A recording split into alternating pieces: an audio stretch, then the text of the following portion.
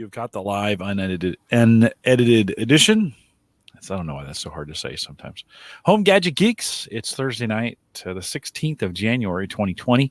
If you're catching this at around 8 p.m. ish Central Time on the 16th, you are live and welcome. If we don't have anybody live, so that's not you. But so you're probably catching the recorded version of this. We are live every Thursday, although we're thinking of changing it. We are live every Thursday, 8 p.m. Central, 9 Eastern. Mike, that's actually an idea I had maybe a year ago, and I just never executed on it. Thursday nights, for some reason, are like the favorite work night, event night. I agree. It's just they don't want to do Friday. Nobody wants to do that. Nobody wants to do early in the week. All these things land on Thursday. I've got a chamber event next week on Thursday. That's 4 to 6:30, so I can totally make this. But and if you're off Friday and you want to travel, usually, like for us at least, we'll leave Thursday night, right? Like last night, I was going to an event on a Friday in Kansas City, need to leave Thursday night. So yeah, I agree. And for me, Thursday night is it's one of the few nights they actually have hockey here in Omaha. So as I start to get into that, but it's later. It's actually not till 9:45. So I probably would have still been fine. It's 9:45 to 10:45 at night. Yeah. So I think Wednesdays will work. I just need to check with Hannah. She has her sand volleyball league, and I need to check which day it is. Sometimes it's Monday, sometimes it's Wednesday. So I don't know what this season's going to be. Okay. I'll figure it out. I'm going to ask the audience tonight. So if you're joining us live, a few of you jumping in there, Ken, good to see Ken, Joe, other Jim. Good to see you guys out tonight. We're going to hang tight as we I just got Spreaker started as well. So hello if you're listening on Spreaker. If you're catching the recorded on that. We'll get started here in just a few minutes, Mike. I found a new beer. I talked about this in the Discord group. Have you seen the New Belgium's Day Blazer? Oh, I have not. Have you seen this? I'm a huge New Belgium fan, though. Yeah. So no, I haven't seen it. So I was in Baker's. That's our local grocery store, and they had this by the case, 15 to a case, and I was like, huh. So they call it Easygoing Ale. New Belgium's out of Colorado, and so last night we were out shopping. I was out shopping with Sarah when we saw it, and I said, "Oh, I got to try some of this Day Blazer." So we'll give it a pour here online. You can kind of see a nice golden. Here we'll give it a little more of a head than that. There we go.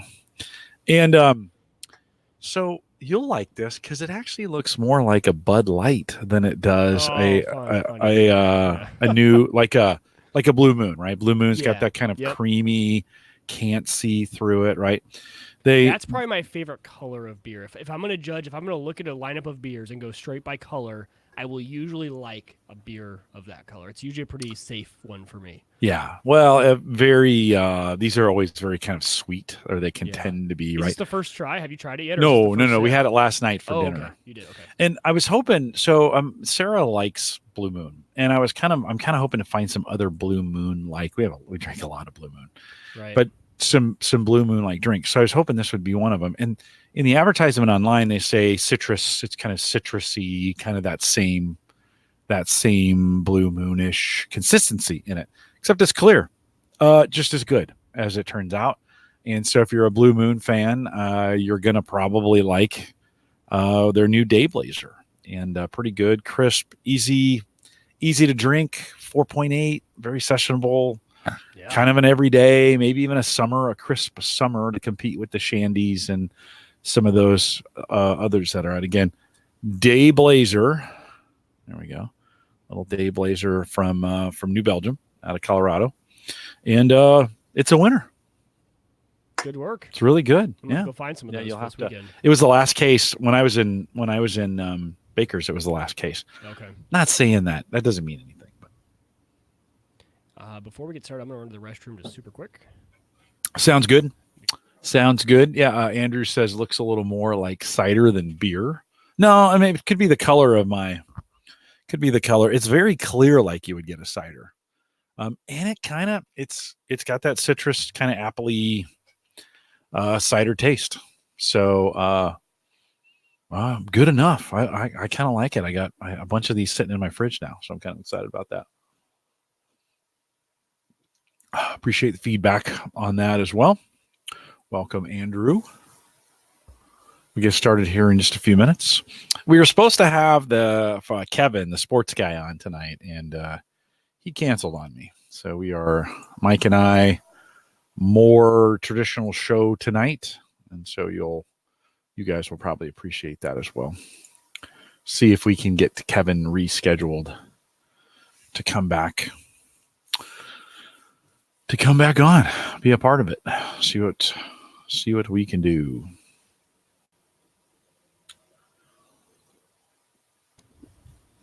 So Kevin canceled. Kevin was a sports guy. Okay, I'm not. Let me just start by saying I'm not drawing any conclusions. Okay, I'm not drawing any. That means he's about to draw a conclusion. Huge controversy going on. Not controversy. Huge problem in Major League Baseball right now. Did you read his bio? No. Oh, okay. So I'm not saying you work with the Astros because I can't remember, but it's a pretty good possibility. And it was just weird timing that right before we were supposed to come on a podcast, Kevin can't make it now. So I don't know.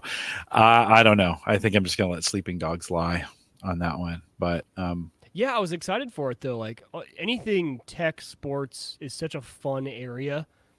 Everything from the sports science show showing the science of it to like the data analytics side. Mm-hmm. It's crazy how data analytics is changing sports. Oh yeah, right. Yeah. So I was kind of excited for it, but yeah. Me too. I'm not drawing any conclusions. Right. No accusations. No, right. No, none of that. Know anything? Not even allegedly. I don't even allegedly know anything. Just weird timing on that one. Oh, so I'll see what we'll see if we can reschedule at some point. But so next week, just for you guys coming out live, next week is Dwayne to do the show he was supposed to do the last time he came on, and we got so enamored by what he was doing at work that Mike and I grilled him pretty for a while. We're off the week after that, and we'll talk a little bit about that with another announcement I have for you guys. Jay Madison comes back on the 6th. Ryan is coming on with his partner. What's his name, Mike? They were just Bob? Shoot. No. I should know that off the top of my head, but I don't.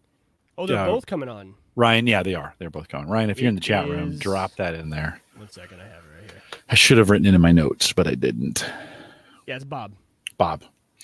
They're coming on to do some CES, kind of the best of their CES and some other stuff. Those guys do a lot of hardware, so we're going to have them on. And then Joel from LifeDoor comes back. Hopefully that'll work out. I'll remind him a couple weeks out to make sure he didn't get away from me. I need to get that door installed. Like every weekend I think, okay, I'm going to do it.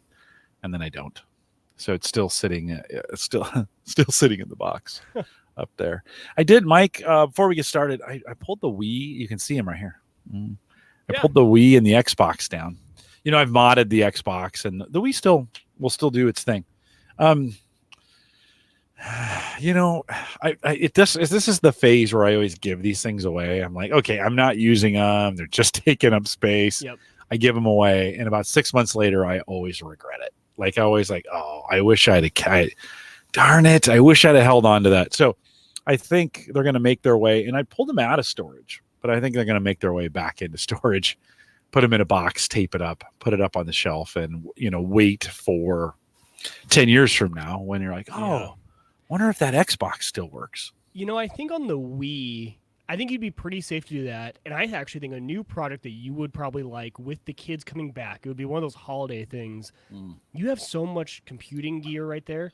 You could put together a little VR rig. If you just bought the headset, you have all the graphics cards you would need. And that's almost the new Wii, right? The Wii was getting up and playing, and now with the VR, I could see you kind of getting into that a little bit. Yeah, maybe so. And or grab a Nintendo Switch. I have been really thinking about snagging one of those Switches just because they're a great party game. That's where Mario Kart is now, right? Mm-hmm. It's such a great family system, right? Because like my kids are not going to play Xbox soon enough where these systems are going to be so obsolete anyway. Right. But a Switch, I'm racing some Mario Kart. They could probably figure that out. We actually do. When the kids come over, we do very little gaming. It's kind of weird. we actually are like, we talk to each other, which is very odd for me. I'm not going to lie. It's kind of like, usually I'm down here when nobody's home, or it's just Sarah and I'm down here nearly 24/7. But the kids come over and I shut everything off and we go read books or do puzzles or, those kinds of things, grill, smoke a cigar, some of those kinds of things. So, all right, guys, thanks for coming out. We're a few minutes after the hour. We've got a bunch of feedback from you guys tonight. I got a bunch of that planned, as well as you'll just have to hang out and see. How's that sound? All right. I think we look good here. Let me do this thing. This is the Average Guy Network, and you have found Home Gadget Geeks show number 430, recorded on January 16th, 2020. Here on Home Gadget Geeks, we cover all the favorite tech gadgets that find their way into your home. News, reviews, product updates, and conversation, all for the average tech guy. I'm your host, Jim Carlson, broadcasting live from a chilly, single-digit temperatures today. Like, this was one of those days where if you don't have the right gear, you're screwed. Like, you are cold. And you're outside for a few minutes and you're pretty cold, right? Now, you've been inside because you haven't been feeling well, but did you have to go out in the cold at all? Well, just, taking the kids to and bringing them back from school. And you're right. Yeah. I park right in front of the door to their school, and just getting Emmett out and then letting him wait and going to get Harrison out. My hands, you get that instant, almost like hand burn a little cold bit. Fast. Yeah. Like, it's cold fast. Nothing to mess around with. We have some running just nonstop. Oh, totally. Yeah. We have some snow coming in tonight, and it's kind of created that weird confluence of activities in the city where they knew about it far enough in advance. People began to prepare for it. They've been spraying the roads already.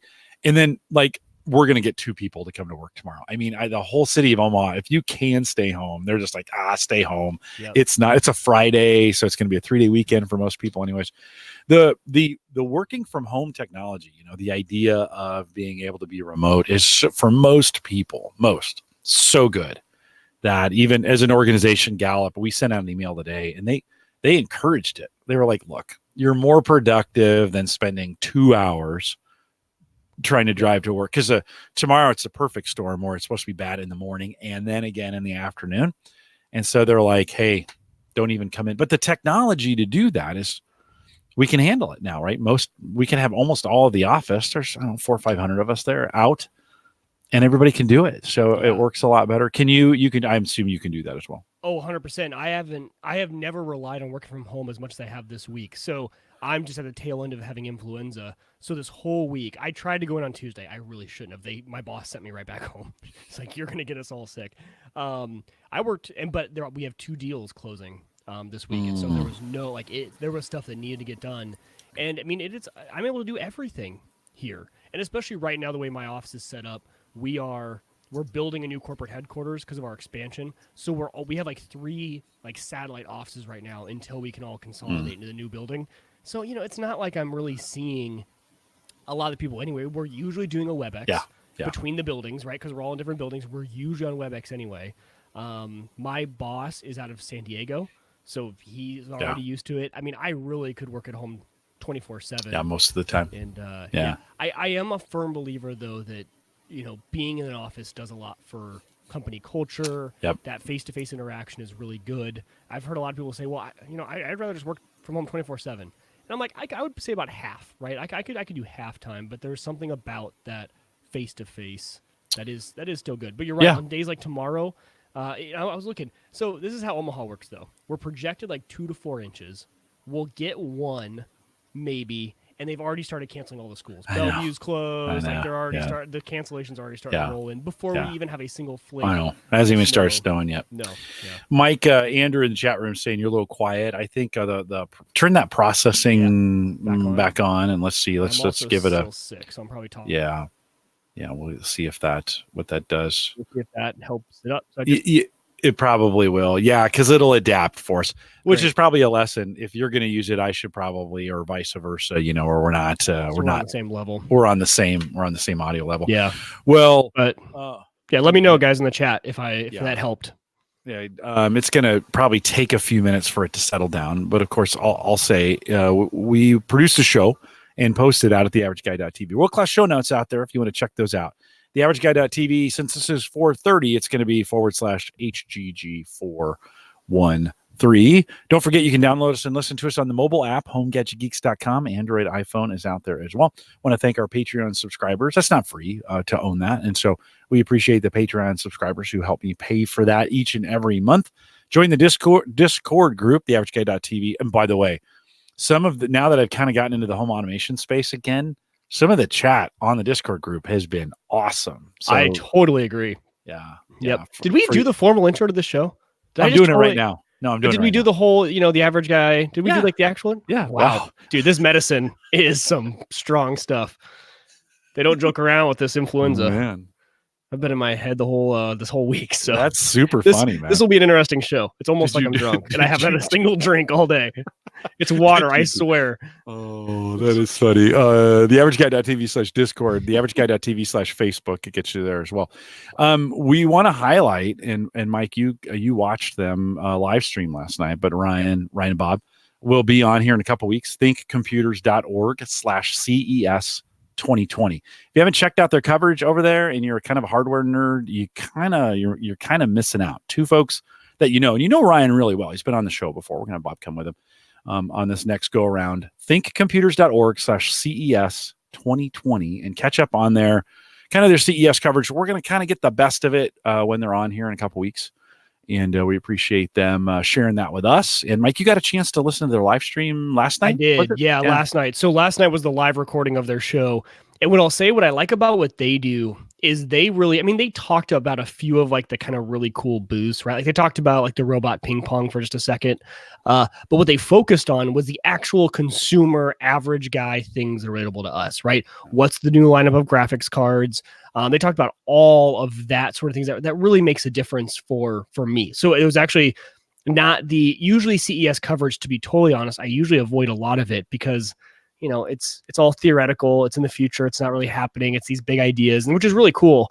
But their show was really tailored to stuff that is really everything that if you listen to our show, you're going to love what they talked about over there. Yeah. And then, of course, my favorite part is then they jump on Twitch afterwards and Ryan games. I think, and Bob was playing with him last night too. They game. I did not know his co-host Bob used to be a competitive gamer. He used to compete with CS Counter-Strike, and I think there was one other game he used to play as well. So cool background, and they're just two really cool guys. So if you have not checked out their show, it'll be fun having them on too in a few weeks, and they can kind of give us the rundown on CES. Yeah, what they do in the podcast, it fits very well with what we are doing. I think they get more detail, and they do. That's what I like about them. I mean, if the detail they go into on just a single case is awesome. Like if you guys are looking for those kind of reviews on cases, I mean, the level, the photos they take, the level of detail they go into, they really think about too. If I'm going to build in this case, and I'm just using cases as an example, they review everything. They do a good job there. Yeah. So if you haven't checked that out yet, what did I say? Think Computers. I want to make sure I get that right. thinkcomputers.org. And you can check out their site as well as their CES coverage as well. I mean, obviously, I'm going to have some trouble speaking tonight as well. Paul Braren, it can't be the beer. I just started drinking it.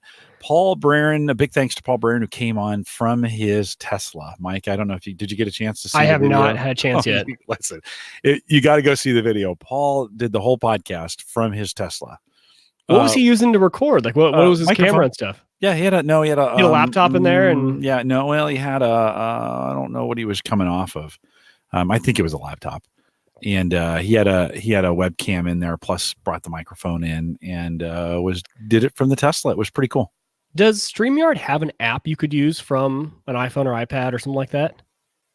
No, not yet. Or I wonder if it works. They're working on it. They're working on it. Working on one. Man, what a cool addition that would be, right? Yeah. Especially for those type of interviews, or for your not very techie more, because a lot of people now are mobile. They don't have a big rig. No, and I wonder if I'd had him come in on his phone browser with the microphone from an iPhone or Android, whatever. Those are actually pretty good. They are. It sounded good, and it was fun to have him on. So Paul, thanks for giving us the time, kind of caught us up. Not only does he have one Tesla, but bought a second.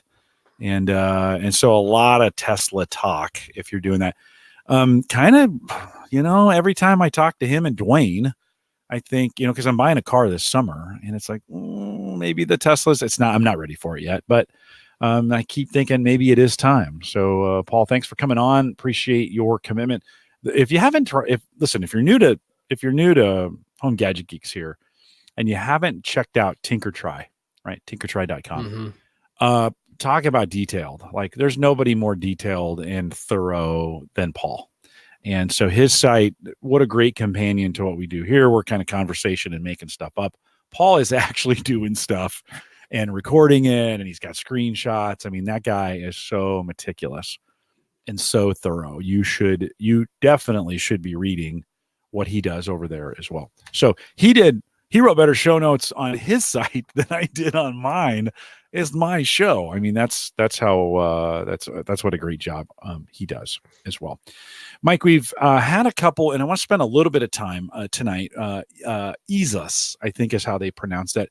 Remember way back in the day, I put out a note. I think I did it both on Facebook and on Discord. And I was like, man, it has been a long time since I've had to do this, but I need some sync software. And what are people using to do that?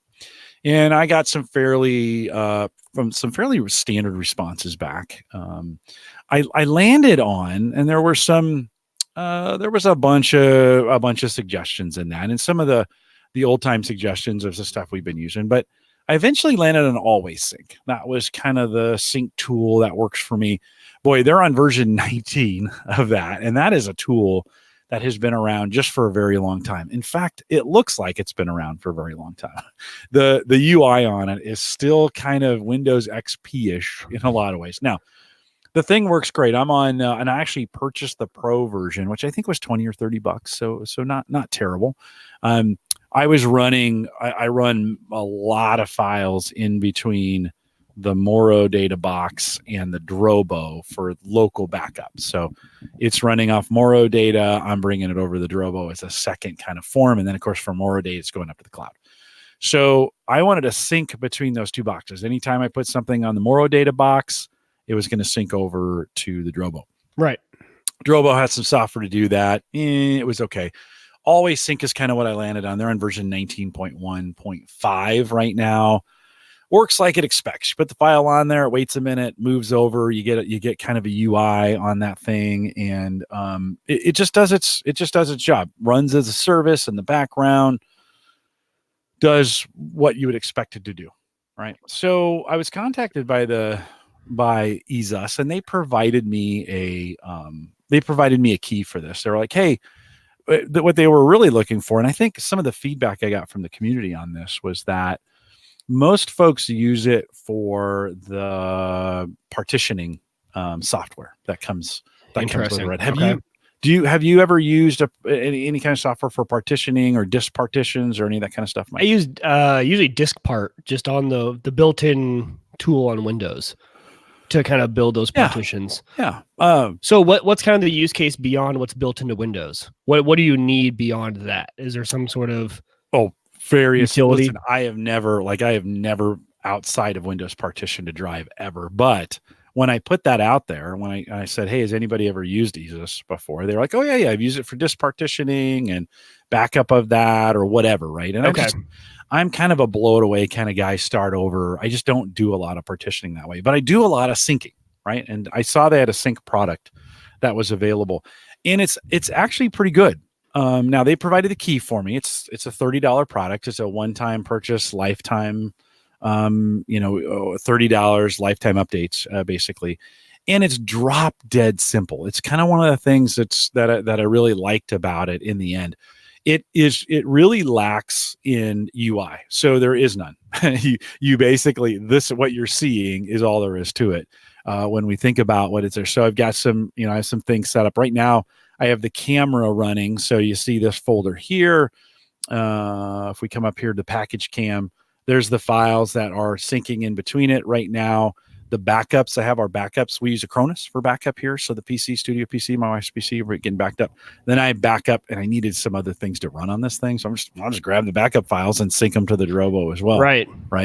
Those are syncing. It's got basically down in the tool tray. Then you've got this is the only UI you really have in this. And you can kind of see what it's doing right now. It's backing up the studio PC at 75%. Sarah's PC's backup is getting ready or is running as well.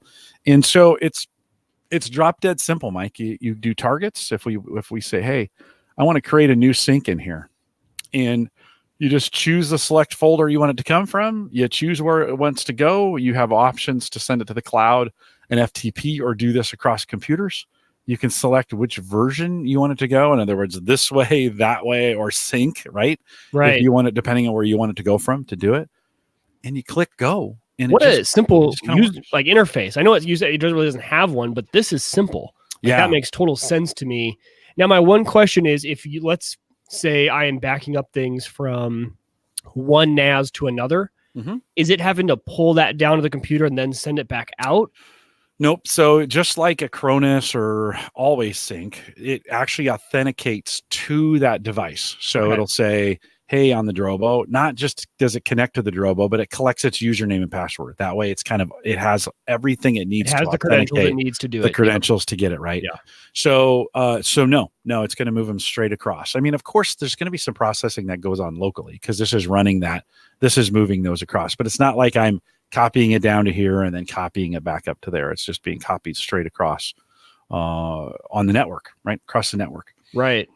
The not many settings to actually have to worry about is either. If I click on the settings, there's a really simple.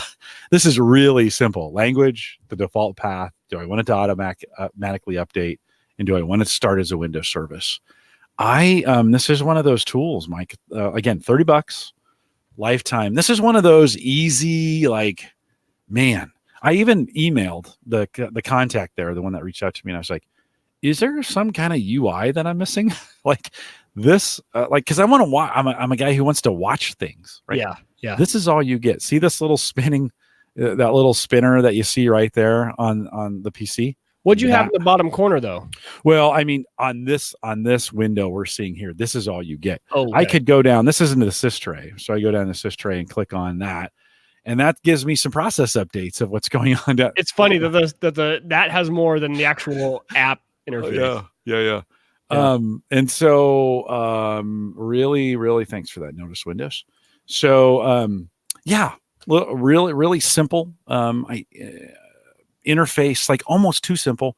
I've been having it running for maybe a month now. In fact, they just reached out to me the other day. They're like, "Hey, you going to do anything with this?"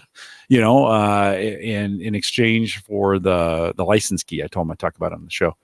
I kind of like it. I mean, it's been a good. I haven't monitored to see what it's doing behind the scenes. Is it sending any notes or anything? I haven't been checking any of those kinds of things. I checked with the community.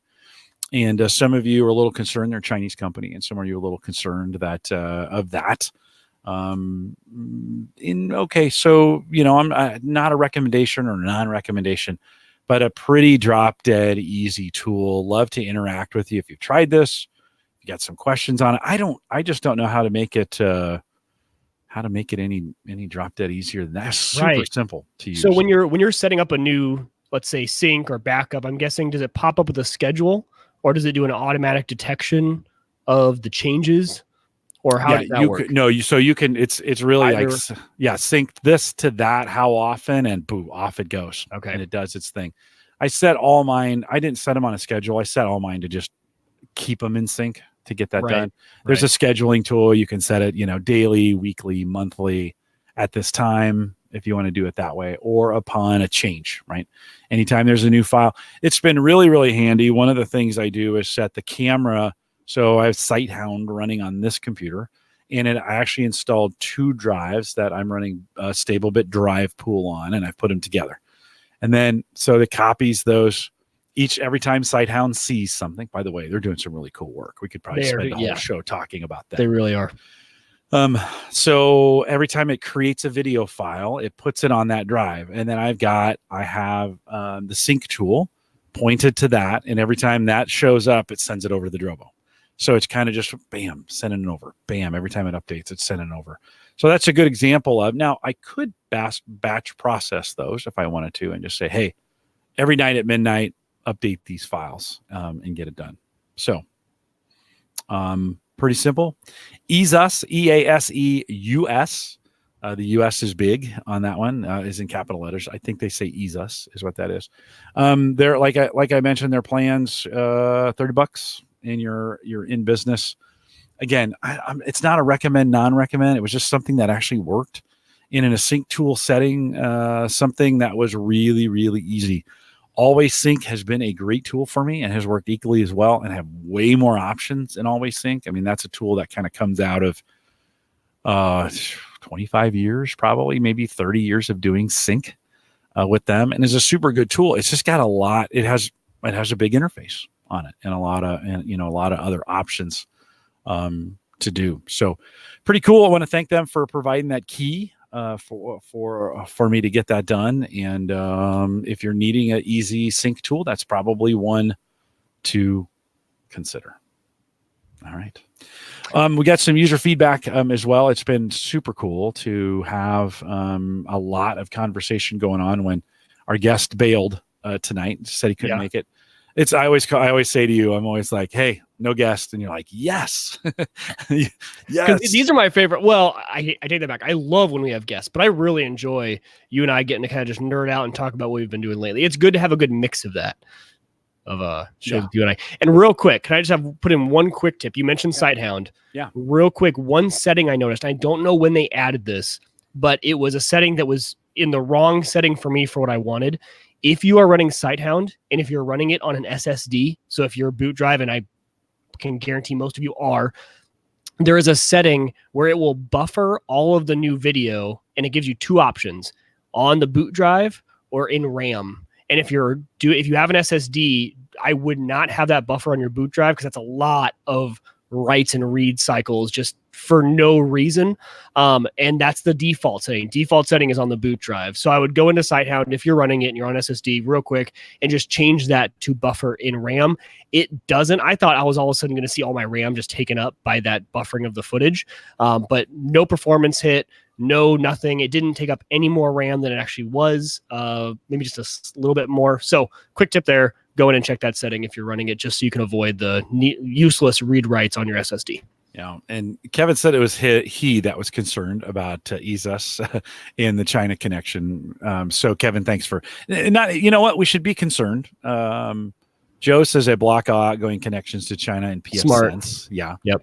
You got an email. Oh, so Joe also says, and I want one of these, by the way. So Joe, if you can get me in on this, I got the email invitation from Sighthound to try out the beta of the automatic license plate recognition. That would be super cool. I got an email from them that said, hey, we're doing this. And I was like, oh, hey. And I think I signed up for the demo, hoping maybe that they would just say, oh, do you want to try it out? That would be super cool. Yeah. I've been a paid user. I'm involved in the forums, and I got nothing. I got jack. I know. I shelled out because I have like the whatever it is, $250, $300 version for the unlimited, like the pro, because I have more than, I think it was 2 cameras. Yeah. I think so. I think it is 2. Yeah. So I paid the full, and now they have a new. And the other thing is they have a new home license. I think I saw that in their updates that they're going to have a new home license that's cheaper for a certain amount of cameras. I think it's gonna be right about like $60 instead of like $250 or free. Yeah. And I think I just paid the $12 license update for the home one. I think that gets me current up until the middle of this year. And then I imagine I'll do whatever the new one is. I'm trying to think through. Joe said he accepted. Pretty nice considering he hasn't actually purchased yet. So don't be too jealous, Mike.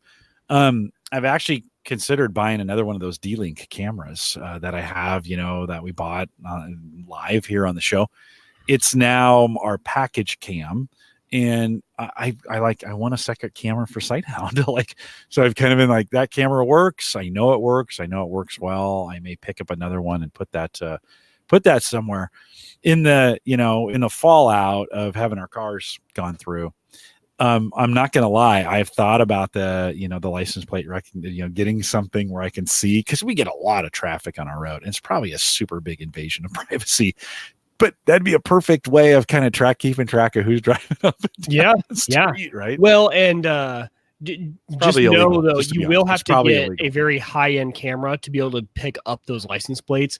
I've been even surprised. I have a 4K camera that's in my driveway, And even if I pause that, and I mean, they're driving at any speed, and they're not right at you, because the road's hard because you're at an angle. When they pull into my driveway, it would have no problem. But I would say 1080 is not going to cut it probably for any form of license plate recognition. I don't know what they recommend. Maybe they have a way of doing it. But I would probably say it would need to be at least a 4K camera, which those have come down in price. You can get a PoE one and just do a PoE adapter to a plug if you still want to plug it in manually for, $80, I'd say, for a 4K, $90, right around there. I'm not saying I could actually do it, Mike. It'd have to be in an awkward spot, and I'd have to push Wi-Fi all the way out to the end of my driveway, and I'd have to, I wouldn't do it and first of all, I'm not going to do this, okay? But let me just, for a second, let's just say I was thinking about it. I'd have to get a camera out on the pole on the road to have it make any sense. You can't do it from your driveway. Right. Yeah, like you said, you could get people driving in, but you couldn't. And that's a kind of a creepy thing to do as a neighbor. So, I went over next door to my neighbor where the cameras kind of bleed into his neighborhood. Hadn't talked to him since the incident. And was like, hey, I just want to let you know, cars went through and he's like, yeah, I've been trying to clear out my garage to get my car in the garage. I'd like to do that on a more regular basis. And I said, and then, so I put up some cams and I'm covering this much of your driveway. I just want you to know. And he's like, oh no, that's cool. Like, I appreciate that. Yeah. So it was a conversation knowing. And then I said, hey, I installed some security lights. They're going to come on when you come in your driveway. I hope that's okay. Yeah, it's like, oh, that's fine. No, that's great. They're brighter and some other things. So it was good to have that conversation. He's going to be most affected out of anybody in the neighborhood, except maybe the guy across the street. He's going to be most affected by the lights coming on and going off and the camera there. The other morning, I was out getting in the car, and as I was walking out to my car, the neighbor girl turned around. She was walking to school, and I noticed she was walking in the snow, and she turned around and looked at me funny. And I was like, that's kind of like, I was like, hey, good morning. But, it was weird that she was looking at me funny. And two, she was walking in the snow. So that night when I came home, I was going through just kind of checking the day's stuff. And what I didn't realize is right before I got out there, the camera captured her slipping on the ice and falling. Oh, and she probably thought that you saw her, Exactly. Yeah. And I was coming out, I didn't notice. And the camera caught her falling. So she gets up, and kind of, what you do, you look around like, did anybody see me fall down? And then, so she didn't have to slip on the ice. She started walking in the snow. So she went and slipped on the ice of the driveway. Right. So it all made sense after I saw the camera coverage, the footage of that. And I thought, that's really, really cool that you could do that. Right now, one of the things that I'm not liking is the battery life, especially in the winter. The stick up cam and the front door cam are both outside, and they're both battery. They're both Ring, and they're both battery. And I'm getting, so far, maybe 2 or 3 weeks on those batteries. Okay. Yeah. Now, a lot of traffic in and out. I'm checking them all the time. That'll probably get better as we go along. But I'm looking around. I'm gonna buy an extra battery, right? Both batteries, they take the same battery. So if I always have one extra charged, I can just swap them out. I think that's probably the smart way to do it. They're probably never going to go bad at the same time. So I can have one that's always just kind of on the ready to swap around. But that is, for me, that's a little short. Like I'm going to, again, it's one cycle. So I don't know if that's true or not. It's been really cold, and that's hard on batteries. Cold. Yeah. And you're checking it a lot. Like you said, as you start to get out of the new phase and you stop checking it as much, I'm sure it'll last a lot more. Well, but it's going to kind of make me think like, okay, for these areas, do I need dedicated power? Like, is it smart, or do I need to put solar power on them? It's $50. An extra battery is $30. All of a sudden, solar kind of makes sense. I think that makes total sense. Right? You're going to spend $30 on a battery.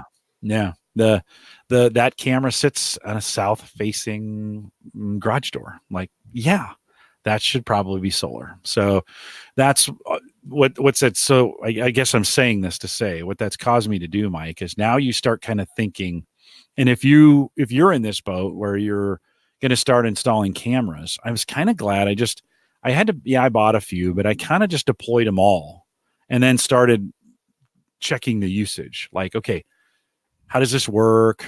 How is it? Is this in the right spot? Am I getting the right coverage? What am I getting? What's it coming on for? What's it not coming on for? Yeah.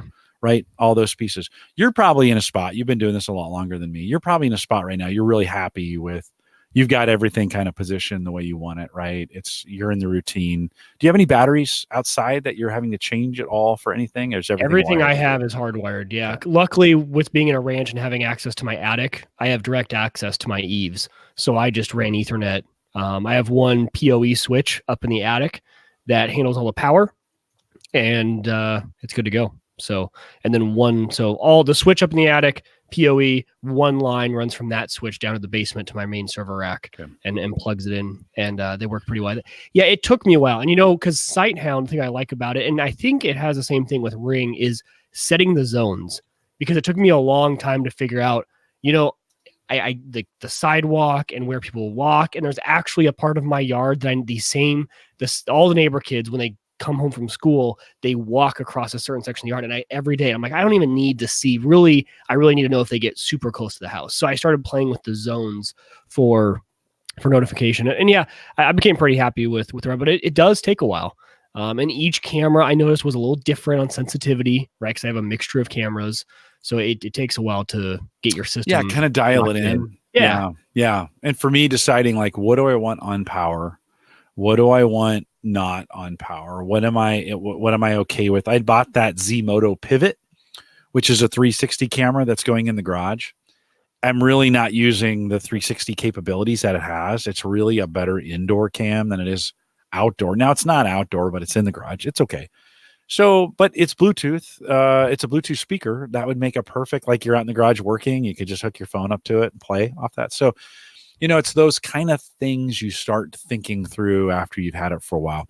We got a lot of really positive feedback on the show we did when I talked about all that setup of that. A lot of you guys sent me emails saying, hey, thanks for going through that. I appreciate it. I know it inspired some of you to start doing it or start doing it again. Had several emails about the Habitat that I set up in that as well, and have really kind of enjoyed setting that up. In fact, after I set that up and figured out, oh, this is how it works, now I'm like, maybe I could buy more equipment to put on there, right? You got to be careful when you start doing this. But it has been interesting, I think the outdoor ones, I would rather have powered, just to be honest. It's the battery on those is pretty tough because you got to go, especially the doorbell. If I did that again, I probably would buy the powered version of it. Now, that wasn't the one that was on sale. The one that was, and in theory, I could put a solar up for the doorbell as well. I think I can turn those battery ones into solar. I think there's a little conversion kit to get that done. So, anyways, because what did you do with your normal doorbell? It's just battery. What do you mean with the normal? So your old hardwired doorbell to your house. I just took it off. I just took the thing off and shoved the wires in so I could get them again if I needed them. Yeah. Okay. Yeah.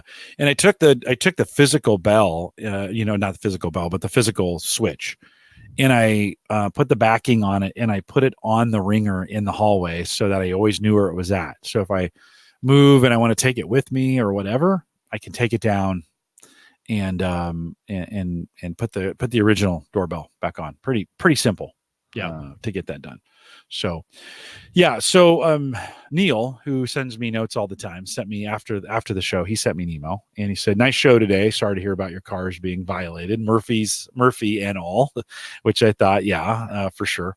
Turns out I just got one of those cheap Chinese IP cams. So Kevin, listen carefully on this. I have multiple LAN segments as well as pfSense and Q radar. So I was able to watch it pretty closely as it started up. Out of the gate, it tried to go to a bunch of IPs in China, which pfSense blocked. Eventually, it made it to Alibaba Cloud Services, sending some GET server messages to port 53 DNS, which also triggered snort in pfSense. As a result of watching it, I have made 2 changes in my pfSense router, and a lot of folks use pfSense that listen to the show, so this may help. 1, force all DNS requests into pfSense on the IoT segment. 2, add that camera to the list of things not allowed on the internet. So good, some good changes there. Actually, I had to block my Z-Moto. I talked to have 2 Z-Moto devices that I've installed here with this. I actually had to block my Z-Moto NVR from the internet to keep it from upgrading itself in a way that kept me from administering it with the web browser. So again, another good reason to be kind of monitoring these. In my camera setup, the NVR is merely acting as a proprietary cheap PoE switch, as the cameras that came with it don't use any of the standard or common PoE schemes. All my cameras feed into the IoT LAN segment. That was another thing I heard a lot of, Mike, is people kind of creating kind of a whole separate segment, right? To run, to run these on, and both hardwire segment, maybe through a pfSense, where you're doing that on that end, or I have a Bitdefender router. I could do that, and I could create different. Not only that, I could have a 5 gig or a 2.4, and I can separate those and do different things with the guest, right? So there's some things that you can do there as well. It says all my cameras feed into the IoT LAN segment and are recorded with the Genius Vision. Have you heard of that before? No, I haven't. Genius Vision? Okay. I didn't look it up before the show. I should. That machine is a dual core, I think. No, dual homed. So the port I opened for remote viewing goes to the private LAN segment. Right. That's a little more than I can kind of do from reading, but that's okay.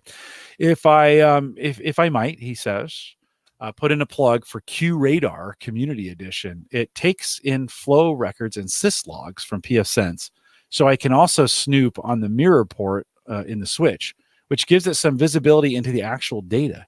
You can both trigger on suspicious activity as well as keep a record of flows and firewall rejections. The sledgehammer, he says, a sledgehammer for sure. I also monitor my servers with it by collecting Windows audit data, which can expose things like in-memory attacks via PowerShell. Mike, you'll have QRadar figured out by the time we talk next. Yeah, Thursday. Right. I know. No, so now I got to switch from Untangled to pfSense again. Thanks. That was my weekend project. Oh, pfSense also has Wireshark capability. One of the things I saw out of the camera is it was sending out large UDP SOAP type camera announcement packets that were too large. So got truncated by the switch. And to show you how over the top or relative it might be, I also use Open NMS in a VM to monitor the network via ping to SNMP and alert me when part of it is broken. So Neil, thanks for Neil and I need to hang out. Dude, all of that is like the stuff that I just get such a kick out of doing. So yeah, Neil, all awesome suggestions. I totally agree. I run a VLAN for all of my cameras, and luckily, it makes it super easy when you run a VLAN because you can just tag your SSID with the same VLAN. So I have also a wireless SSID for cameras or hardwired, however they connect. And that whole subnet is not allowed on the internet except for the NVR box, which is Sighthound on a Windows box. So the Windows machine can get to the internet, but those cameras individually cannot, which is how I run it. But all that extra stuff, I think I might have to switch to pfSense this weekend. I'll probably should just leave both up and running so that if I had an extra box, I would. I'll just probably buy an extra Dell box. Like we're just going to run these things on. Terrible option because it's so much power for a router, but it's still a lot of fun. Couldn't you put it on a? Can't you put it on a Pi, Raspberry Pi? No, not beefy enough for all the DPI and things I want to do. Yeah. Plus the Pi doesn't have 2 Ethernet ports. Kind of thinking, do I have an extra computer around here I could just give you to get that done? The OptiFlux doesn't run too bad. I think it's probably about 30 watts, which is still a lot, but for everything I run through it, it's not too bad.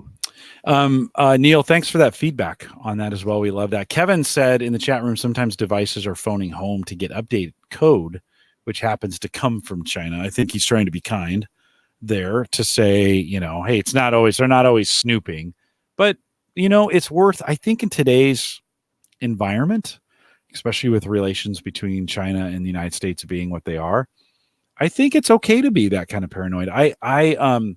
I'm kind of wondering now, I think maybe I'll take a look this weekend. I'll take a look at Bitdefender. I have the ability to shut off the internet to any device. And maybe it's worth just taking those camera devices and shutting the internet off to see what they do. I'm not as worried about that. I don't know if I have anything I'm not worried about, although I should be, like locking my cars. I should be worried about that. But it would be a good test to be like, hey, on a really, because what I love about the Bitdefender box is it's just average guy security conscious. Yeah. And it allows you to do some things. You can still have you can kind of still create all the subnet stuff that you could on pfSense, but you don't have the complexity of the UI. Mm-hmm. And that's one of those where the mobile app is actually a little bit better than the web browser version of it. It's they've poured a lot into that. So yeah, that's the same sort of thing for Untangle for me. Is it's got the power of pfSense, maybe not the extreme power, but they've taken all of it and made it very user friendly to just go in and make all your tweaks, right? Web filtering built in, IPS. They're just like apps almost in the Untangle. And it's so simple to set it up. I got kind of addicted to the simple nature of it. Yeah. So same sort of thing with Bitdefender, right? Like a lot of the same functionality as pfSense, but just in kind of a more user-friendly way. Well, that's really what it is, you know. And I listen, I don't have any advice in this area to give you guys around this. Just go with what you're comfortable with, and don't let anybody listen. If you want to set it up and have a really complex setup, do it. Like, awesome. If that helps you sleep at night, get it done. Like, yeah. and go crazy with it because it's cool. It's super cool. At the same time, if you can't do that, don't. And I think you'll be okay with it if you want to go with a standard setup with a ring. And although they've gotten the hit on the chin a couple times here in the last couple weeks, but if you want to go, if you want to do a standard setup with a ring or with D-Link or with one of those kind of providers, I just encourage you to get in there and give it a try. It has certainly been fun, and I'm not quite out of the woods yet on this. In the Discord group, in the smart home group, which wasn't relevant to me 4 weeks ago, Mike, but it has become very relevant now in the last couple. I had sent out a note to everybody when we talked a bunch about switches a couple weeks ago when we were in here, and I don't have a neutral wire. And so Silver 16 in our Discord group said, hey, check out Lutron. They make smart switches that don't require a neutral to work with Habitat. So that's a good solution. I appreciate that. I'll have to go give that a check. And then Bruce in the Discord group put some really interesting pictures out there. I was going to show them, but I didn't get permission. So I'm actually not, because it's pictures of his house. But imagine a really beautiful deck that has lighting around it. Very, very well done, Bruce. Bruce said, interesting conversation about deck lights. This is my work in progress. And if you want to see the pictures, join us in the Discord group. Again, I just didn't ask for permission to blast if Discord's public, though. No, I know, but I didn't ask for permission. So he said, let's see. So interesting conversation about deck lights. This was my work in progress. I asked about waterproof switches at my local electrical store, and they recommended a outdoor 3-way switch made by Smartwares. And I looked up Smartwares, and they have some. They I think are primarily in the UK. I think they have some US products as well. But they do kind of lighting and security? And I had never heard of Smartwares. Have you heard of Smartwares before? I had not. Worth a look. They've got quite an inventory on their site. He found out after doing some research that they can control 3 channels. It's a 433 megahertz and has an app. So I have it set to come on at sunset and off at 11:30 p.m. It just works. And I think that's a great application for that. The switch has got you can go in, and this is actually a great combination with Habitat too, is you can get that in there, and then through Habitat you can set those sunrise, sunsets. And I even have a light. So now our hall or our front door light comes on at sunrise, but it comes on at 50%. So it's not blaring at that point. And that stays on all night. And it's sunrise. Did I say sunset before? Yeah. So it's sunset, it comes on. Sunrise, it goes off. We have a cat litter light that does the exact same thing. I want that thing on I don't want it blaring during the day. There's plenty of light down here for that. But at night, we want to keep it on 24. You could turn it off at a certain time. You could say, turn that on, turn it off. I also, Habitat, what I didn't realize, and I went back and listened to the interview we did with them, they did not have that mobile app deployed yet when we interviewed them last April, right? Since it's come out, it's been kind of cool because that same dashboard functionality that came just to the browser is now functional on the app from anywhere. And so it's super cool. You can kind of log in and see with your dashboard, hey, what's on, what's off, where are things at? And so anything that's attached to that it's a pretty cool way to control it. I have kind of a new appreciation for Habitat now, and we'll continue. Not everything works with it. Ring doesn't have there's some folks writing some integrations. This is another, listen, if you're super techie and nerdy and you write code, Habitat is the world for you. Like, you can hack and slash and slice and dice all you want on that thing. Is it easy? Not always. Not always to set up. Yeah. So super cool. So Mike, after I bought that Habitat hub, I was, you even said, I think maybe in pre-show, really? Like, you looked at me, you're like, you really bought that? Like, it was $80, I think, or whatever we paid for it back then. And it sat for a long time, and I felt bad. Like, it sat all summer. Like, I didn't do anything with it. I set it up one time, and I was like, this is too hard. Well, I needed the right kind of motivation to kind of dig into it. Well, and this is how you and I do a lot of things, right? We get it. We kind of, maybe it goes on a shelf, and we always come back to this sort of stuff. Like, this is why I try super hard, if I don't have to not sell off any of my old gear, because I always end up coming back to it, right? All the old Dell boxes, I'll find a use case for them, anything. So I figured you probably would come to a point where you would have a reason to whip it back out. And look, now it's running the show, right? Yeah, for sure. Is how's my video to you? And how's great? Is mine to you bad? You got a little behind in your, in the old days when I was testing something, I should have tested it, because this is also my Sighthound box. I was like, I wonder how bad it would affect it if I just, because I had all the cameras off while I was doing the show. I was monitoring the. Did you turn them back on? I turned them on like probably 5-6 minutes ago to see. That's was that about right when it? Yeah. So you probably should see it'll probably get a lot better here. I just turned them all off. So yeah. And I actually, this Core i7 that in the studio, I didn't even think about that. I've been running Sighthound on that. They've been running it for a long time, so we would have known by now if it was going to be. Well, and you're only running 2 cameras off it, right? Just one. Yeah, and I'm running 9 and 2 4Ks and all 1080p. So it does a lot of work. Yeah, a lot of bandwidth and things like that. So talk. So you're right. Just to wrap up that conversation, I hold on to this stuff way too long, but it's super helpful when you have that moment of, you're like, oh, wait a minute, I have an extra PC I could kind of run this thing on. As an example, I was trying to run Always Sync on that. I bought a Dell little micro Dell thing, and it just never really ran. Always Sync never really ran very well on that thing. It just was always kind of locking up, and it was losing drives and some of those kinds of things. And so I blew that thing away, and actually had no use for it. And when the guys from EaseUS contacted me, I thought, I'll try it on that box. And the software's so light, it actually just does what it's supposed to do on that box. And it has kind of become my sync box. Oh, by the way, one more thing I should update too. Acronis has updated their sync software with both Android and iPhone, and a backup. I shouldn't say sync. It's actually a full backup. So if you're currently running Acronis on Windows and you have iPhone and Android, make sure you check out, and you want to back it up. Maybe you're already backing up to iCloud or whatever. Maybe you've already figured that out. But Acronis is doing that and doing it pretty well, and it's a pretty easy setup. I think it's been there for a while, but I kind of just discovered it through the app. You download the app, put it on your phone. You can back up your phone really easily to your computer now. Little code comes up. You just take a picture of it. It syncs the two together, and man, you are off and on your way. Backs up all your contacts, all your pictures, all those things like that you want backed up. Another good way to do it if you're on Acronis. Mike, you spent some time on Discord this weekend because you got a little Franken build going on. Tell us a little bit about that.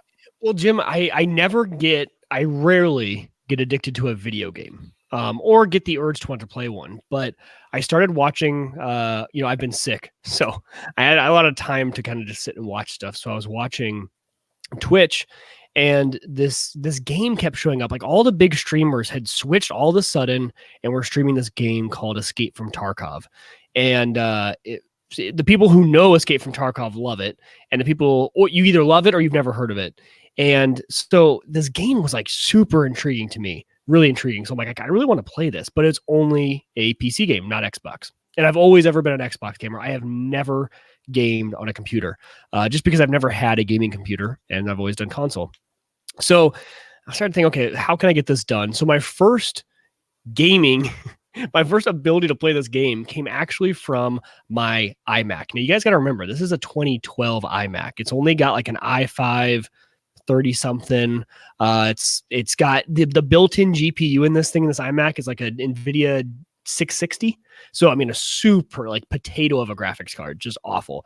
But obviously I need to run Windows. So first challenge was if you run Boot Camp on the Mac, which is the utility Mac has to be able to bare metal boot Windows, it forces you to install that on an internal drive. So I had to use a separate Windows machine to actually create a external, on an SSD, install Windows to an SSD, plug it in via USB 3 to this iMac and boot it.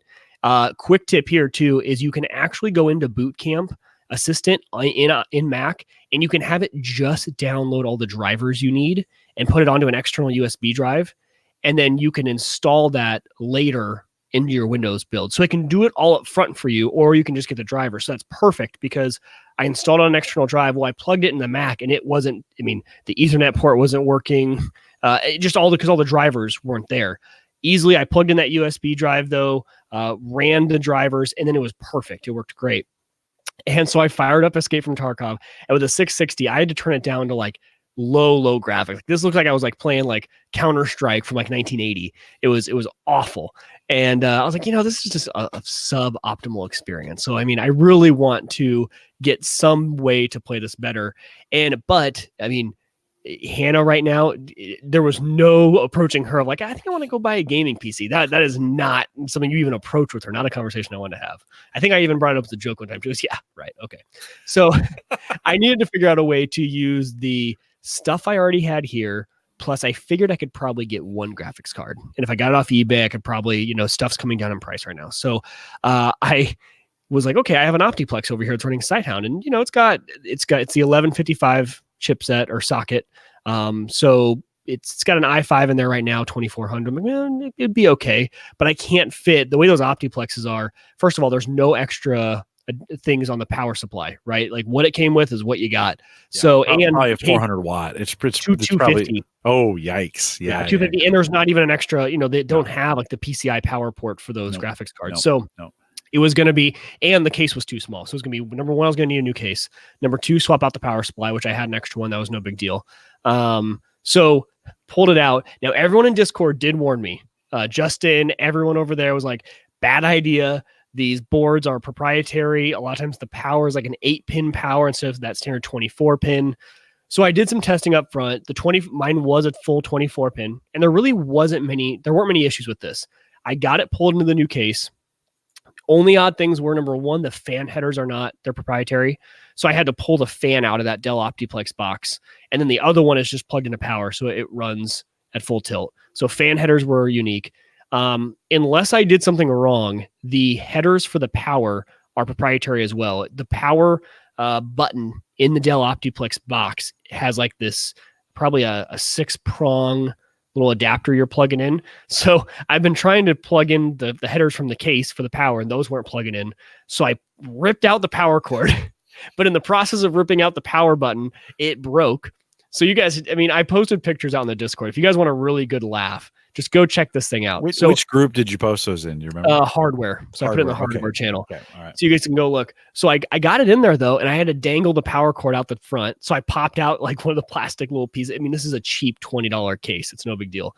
So I got the power out there. But after I got that done, this thing works great. So it was mainly use what I had on hand to get things done. So then I got a GTX 1060. And I got to tell you, with a 1060 in this, even with the i5 2400, it's only got 8 gigs of RAM. So I think I'm going to have to bump that up to 16. Which is not bad. You probably could have gotten away with 8. Yeah, probably could have. And that's what I'm running right now. So we'll see. I think I'm going to get some more RAM for it.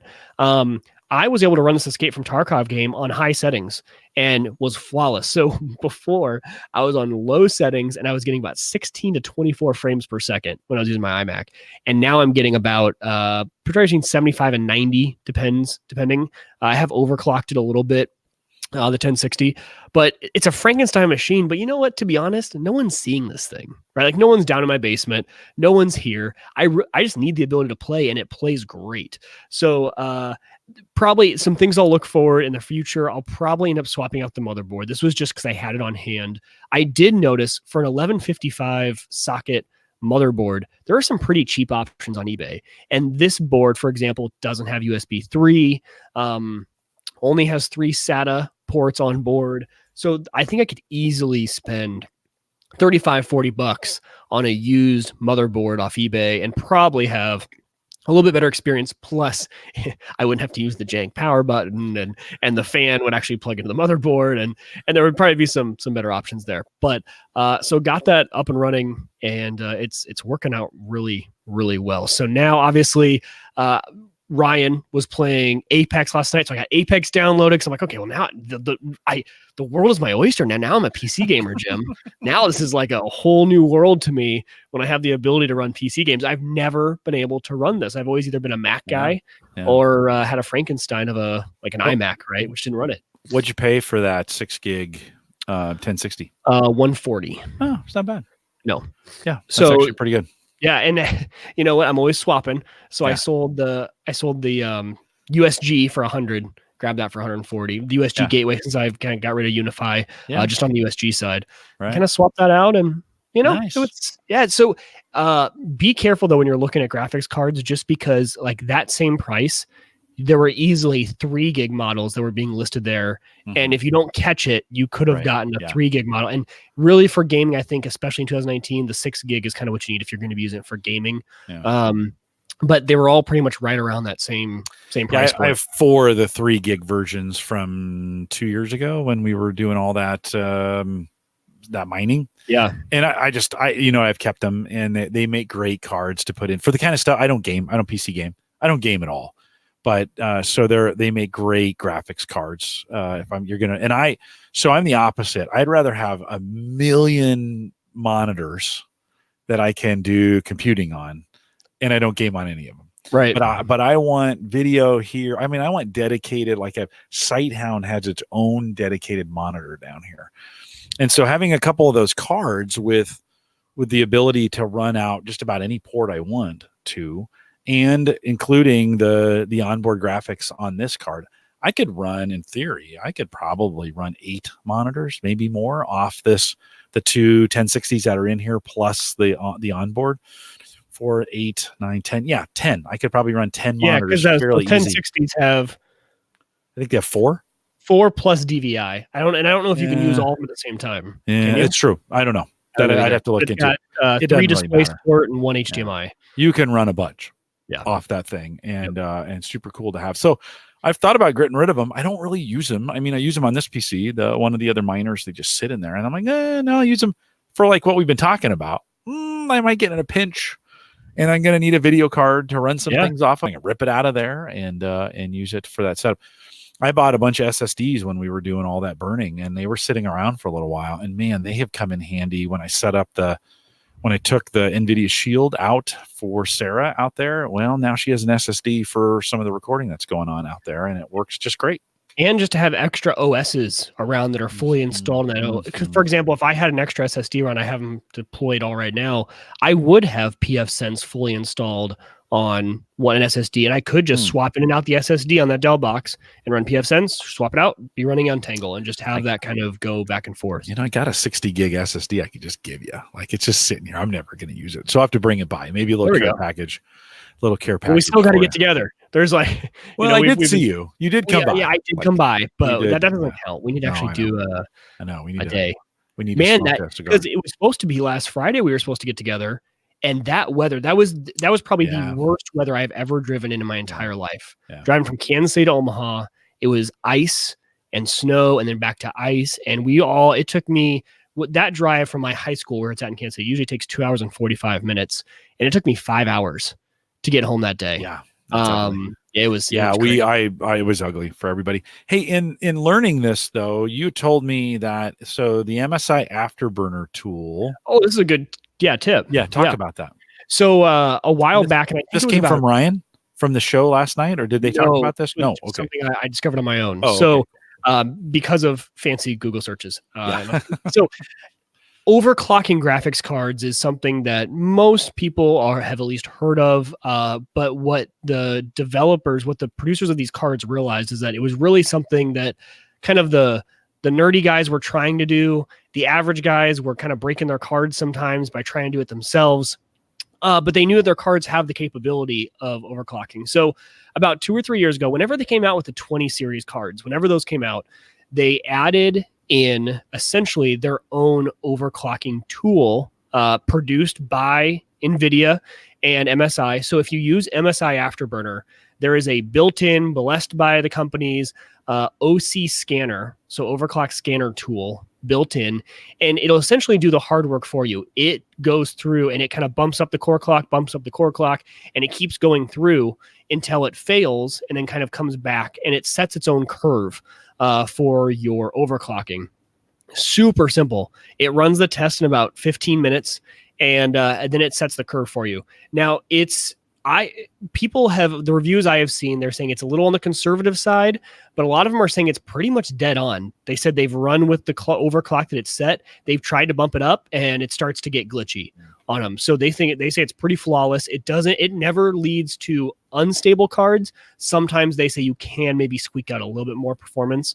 The only thing really that after that is it does not adjust memory clock speed. So you do have to do that on your own. But memory clock speed's a lot easier. It's really just one dial compared to everything else. So it's a really cool tool. So now, it used to be 2 years ago just for the 20 series cards, the 2080, 2070s, but they have since expanded it to the 10 series cards as well. So with my 1060, you open up MSI Afterburner, you click on the OC button, and then you click, I think there's scan and there's test. You click scan first. Scan runs the 25-minute thing. Then you test it and just make sure that it works. Save it as a profile, and you're good to go. So really cool. They do all the hard work for you way of overclocking. And I was always one that I did not want to mess with it because I would always break it. Mm-hmm. And I didn't know enough about it. So it scared me. But people say, you can really get a lot more performance out of these cards by overclocking. It was just something I never tried to do. This was back when I was mining, right? That was the only time I had experience with these cards. And I tried it at first and I kept having issues. So I ended up just reverting back to the standard. But if I had known about this tool back then, actually, I don't know if it works on AMD cards. That's a good question. I don't think it does. I think this is just for, NVIDIA. It might, I don't know. Yeah, we have to dig into it and see. I put the link in the chat. I'll include it in the show notes as well. Yep. Basically, msi.com/page/afterburner if you want to get there and get that done. I'm going to download it and give us a try. I have Asus cards. All 4 of mine are Asus. Yep. And Asus has a tool that you could do. Now, they don't. It's only for, you got to kind of do it yourself. It monitors. It's got a really nice dashboard, but you're on your own. Like you can set, they have 2 settings that come with the software, which is like overclocking and something different than overclocking. I forget what those 2 are. And then you can set your own and your own profiles. Really cool if you know what you're doing. I had looked at Afterburner at the time. It didn't work really well for what I needed it for, but I'm going to give it a new look. Not that I'm going to do anything with it. I just think it's kind of cool to go through and see what else it'll do for me. Yeah. I've turned off all the overclocking on these cards now. I don't really need it for what I'm doing here, and it just burns more power. Fans run a little bit higher. I don't need all that noise.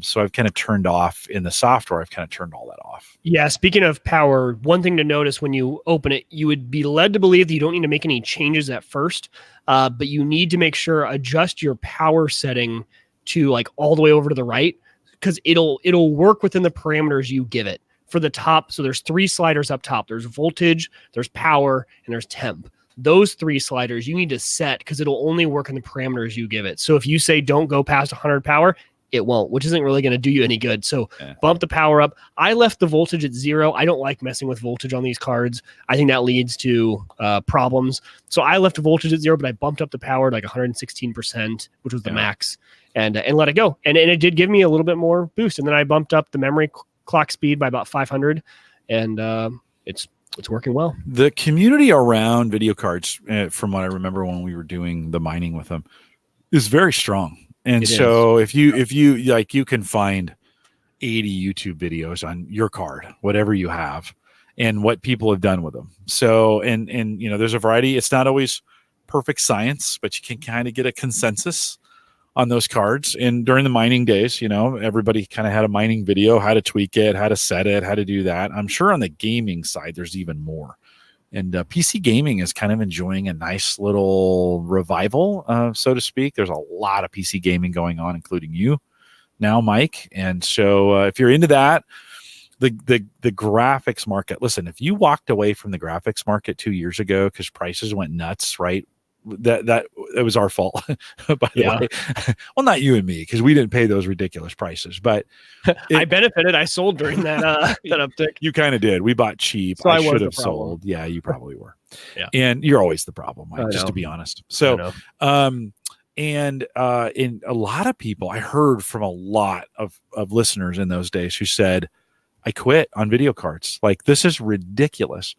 And then both NVIDIA and AMD, the next gen cards, they came out at like the price the market had been at its most expensive peak, and tried to justify it with a whole bunch of stuff. And I think it's pulled back some, but what I heard from a lot of listeners was like, I'm done. I quit. I'm not even I don't even think about this. I'm not saying the prices have come all the way back, but it's probably now it's probably a good time to look again. And especially in the used market. For a while, 2 years ago, if you'd have bought on the used market, you would have been buying miners. And okay, kind of questionable if you want to buy a card that has been ground to the, just driven to the ground for the last year mining Bitcoin.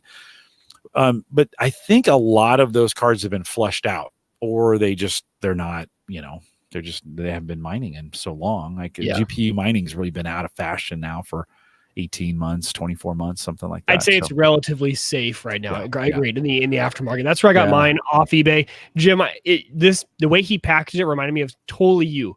When you were talking about selling your hard drives, how you kept the boxes and everything. This thing came in the original. I mean, even the original, what do you call that? Like the anti-static bag in the box, the manuals, everything sealed. The box is in great condition. I mean, they could have fooled me. This was a brand new card. I mean, even the plugs he put back in for each individual graphics card, it looked like a brand new GPU to me. Well, maybe it was me. No, although I got Jim's 1060. If you had asked, I probably would have given you one. Although it was 3 gig, and you really do want 6. Like, you do for gaming. Really, you do. For now, you do. So, no, super cool, Mike. I was going to reach behind me right here. You have to watch the video. Is that your stack of boxes? Right here is all of these are the stack boxes. Right, Xbox. Here's the video cards are down here, right? Hard drives, Xbox box. Right above it, though, is my old Windows 7 launch kit from the launch party, whenever that was, 10 years ago, I guess, is when we launched Windows 7. And, of course, that is gone. We talked about that a couple weeks ago, but it hadn't yet been here, and now it's here. And so if you're running Windows 7 on the 14th, major patch came out thanks to the NSA and their help with Microsoft on identifying a pretty severe vulnerability in the code, although it sounded like it pertained more to Windows 10 than it did Windows 7 from what I've read on those things. But now's the time. If you got Windows 7, although I think you could kind of hold on to that for a while, and I think you're going to be okay. My media center is fine. We're starting to switch over. I'm getting feedback from Sarah. She's full-time NVIDIA Shield now. I'm like, give me the feedback. I want to hear about it. She's like, some things are locking up and this isn't recording right. So we've got some things to kind of work out in that environment. That's the one final thing we should mention is Ed sent me over an NVIDIA Shield, and man, I've been loving that thing. Oh, good. Yeah, good. So we've been testing it for about the last week or so, I think is about how long we've had it. And so getting Hannah's buy-in, this is the one that has the remote and it has the controller, both. And so we got it all set up. We're using it in the bedroom because that's actually where we watch the most TV, because our boys' room is right on the living room and they go to bed pretty early. So usually if we're going to watch a movie, we'll go to our room and watch it. Yeah, I can see why you like that Shield. Yeah. It's Eddie Navarro, by the way, sent that over. Eddie, thanks for doing that, for sending that. He offered that to Mike, and we appreciate that. It's a slick little box. It's great. And the power behind it is impressive. And what I like about it is that the Roku is also a great device. We were using a Roku on that TV. The NVIDIA seems to play any video format from Plex, direct play without transcoding. Whereas I noticed the Roku is having to have the box transcode, and I just like to avoid transcoding just because it takes up CPU power on my server. So that NVIDIA Shield, I have never once noticed it transcode anything. I feel like it can play pretty much any video file. So that alone has been awesome. Yeah. I even played some games on it. I was playing a bike game. I was sitting in bed one night and Hannah had fallen asleep. It's got the headphone port on the controller, which is super cool. I was like, okay, what are the free games on here? And it's actually a good remote. Yeah. Well, it took me a while. I did not notice that there was a volume slider. that thing in the middle is actually a touch sensitive thing. I kept accidentally doing it. And I'm like, how is the volume turning up? I had to Google it. Oh, it's the slider. It took me a while too to figure that out. Yeah, it's a slider. So it took me a while. But so thanks, Ed. That we are loving that box. It's been a lot of fun to test that out. Yeah, and it makes a great Plex server too. I should try that out. I should do some tests and kind of compare. It needs a little storage. Like you got to have your storage thing kind of figured out. If you're gonna do Plex on it, you got to have your storage. I tell you what, if you've been away from Plex for a while and you haven't, like the new version of Plex server and the dashboard associated with it, like you see, you can see every single connection that's coming into Plex, how much bandwidth it's taking up, what it's running. On some, you can see how the memory and CPU are being affected. So if you're running it on a PC, you can see the CPU and memory utilization. And then it will tell you, like you were saying, Mike, it'll tell you what kind of transcoding, is that the right word? Yep. Yeah. What kind of transcoding for that didn't sound, you never say a word and you're like, that doesn't sound right. The right word. Yeah. That was right there in that moment. It will tell you what kind of transcoding it's doing. And so that was so helpful when I was trying to troubleshoot the problems, like with the Xbox and figure out like, why won't this not play for more than 15 minutes on the Xbox? Well, that's kind of the Plex software on the Xbox is terrible. Like it's unusable at this point, which is, it's just unusable, which is unfortunate. Hopefully it'll get updated. Or maybe Plex will get to that and update it. I don't know. But after that, I mean, it's out in the living room. I stream all my TV from it here. I was at the airport waiting for my son. I was watching the football game at the airport on LTE on my phone from here. So it's doing the transcoding pretty well then. Very, very well. Yeah. Okay. Very, very well. Well, it's all it's made for. Like, that's the only thing it does. It doesn't have anything else on it. It is a transcoding machine. That's really what it does. It's really was meant to play video. And so it's got all the hardware you need in there to get that done. And pretty good little tool. So the saga continues. I think we'll wait. I'm going to wait still a couple more weeks till I pull that box down, till she's totally comfortable. And then I'll pull that box back and redeploy it in some form or fashion, or maybe I'll give it to you as a PF Sense box. But we'll bring that thing back in, and then the Xbox is going to go back out there as a Blu-ray player, Blu-ray, DVD, whatever. So we still have a pretty big DVD collection. Used to have it ripped, lost those files. I don't really care anymore. I'm kind of like, nah. We watch so little movies. We can just put the DVD in when we want to, when we want to watch a movie. That's kind of what makes the most sense. So super cool. Mike, anything else on that build? No, I mean, to be determined. Literally the graphics card came today. So all of what I told you was done in probably an hour and a half before the show even started. So stability not tested yet, but, I'm in the gaming world. So. Well, your audio and video, especially your video, so much better tonight. Like, I mean, we had that little blip when you were running Sidehound. Running Sidehound, but super great tonight. So whatever you're doing, let's keep doing more. What I've learned, these Logitech do like a Windows machine more than a Mac. I've noticed that. So the C920, it just runs, I think, a lot better. Yeah, you're super clear. You've been super clear tonight. Well, with that, we'll remind everyone we've got tons of conversation going on, and if you're not a part of either our Facebook group or our Discord group, you might want to jump in them. I'm kind of enjoying our Discord group right now. We had a slow start, but lately the conversation has been really good. I mean, I've really enjoyed it. It's been helpful. People have been posting pictures. There's just been some great stuff going on. I've always contended that, between us and Reset with the old Home Service Show community, Surface Geeks, all that stuff that we've done for years now, it's almost 10 years now. We have the best community in the world. So I appreciate you guys out there in those. TheAverageGuy.tv/Discord, TheAverageGuy.tv/Facebook. if you want to do that. For those of you who support us on Patreon, thank you for your support in 2019. And I appreciate those who continue to support in 2020. It allowed me to do some upgrades and do some of the camera stuff that we're doing here, so I could come on here and talk about it. Appreciate you guys supporting us that way. We do have a $5 plan out there if you want to jump in and join us on Patreon. The averageguy.tv/Patreon gets that done. It doesn't mean Mike and I meet together any more often than we do, but it does mean, and we appreciate the support for the show, that it does bring. We gotta replan another Friday. Oh, you know what? I'm meeting February 3rd, the first Friday in February. I'm meeting Edward Winiger down at Havana. Maybe that'd be a good time to. And one of our people reached out. I'm totally gonna blank on the name, so I apologize. I said I was gonna be in San Diego. He said that's his neck of the woods. He's like, nice. Do you have time to grab a beer? I said, yeah, I probably do have time to grab a beer. Nice. Good. I can always make time for that. So listener out there. Well, and if you're ever in Omaha, I mean, Ryan reached out to us, Kirshner reached out to us, and he was like, hey, I'm going to be in Omaha. And we got together to Pizza West for pizza. We'd love to see if you're coming through, stopping through, driving through. This isn't really the time that you drive through Nebraska, but as we think about summer, we'd love to see you. You know, email me, Jim@theaverageguy.tv. If you think you're going to be somewhere close, we would love to see you. If you're listening on YouTube, and not many do, my YouTube numbers aren't that great, but if you're listening on YouTube, just hit subscribe down there for me. If you're listening on the live, you can do it that way. Get notified whenever we release something new, and we'd love to have you do that.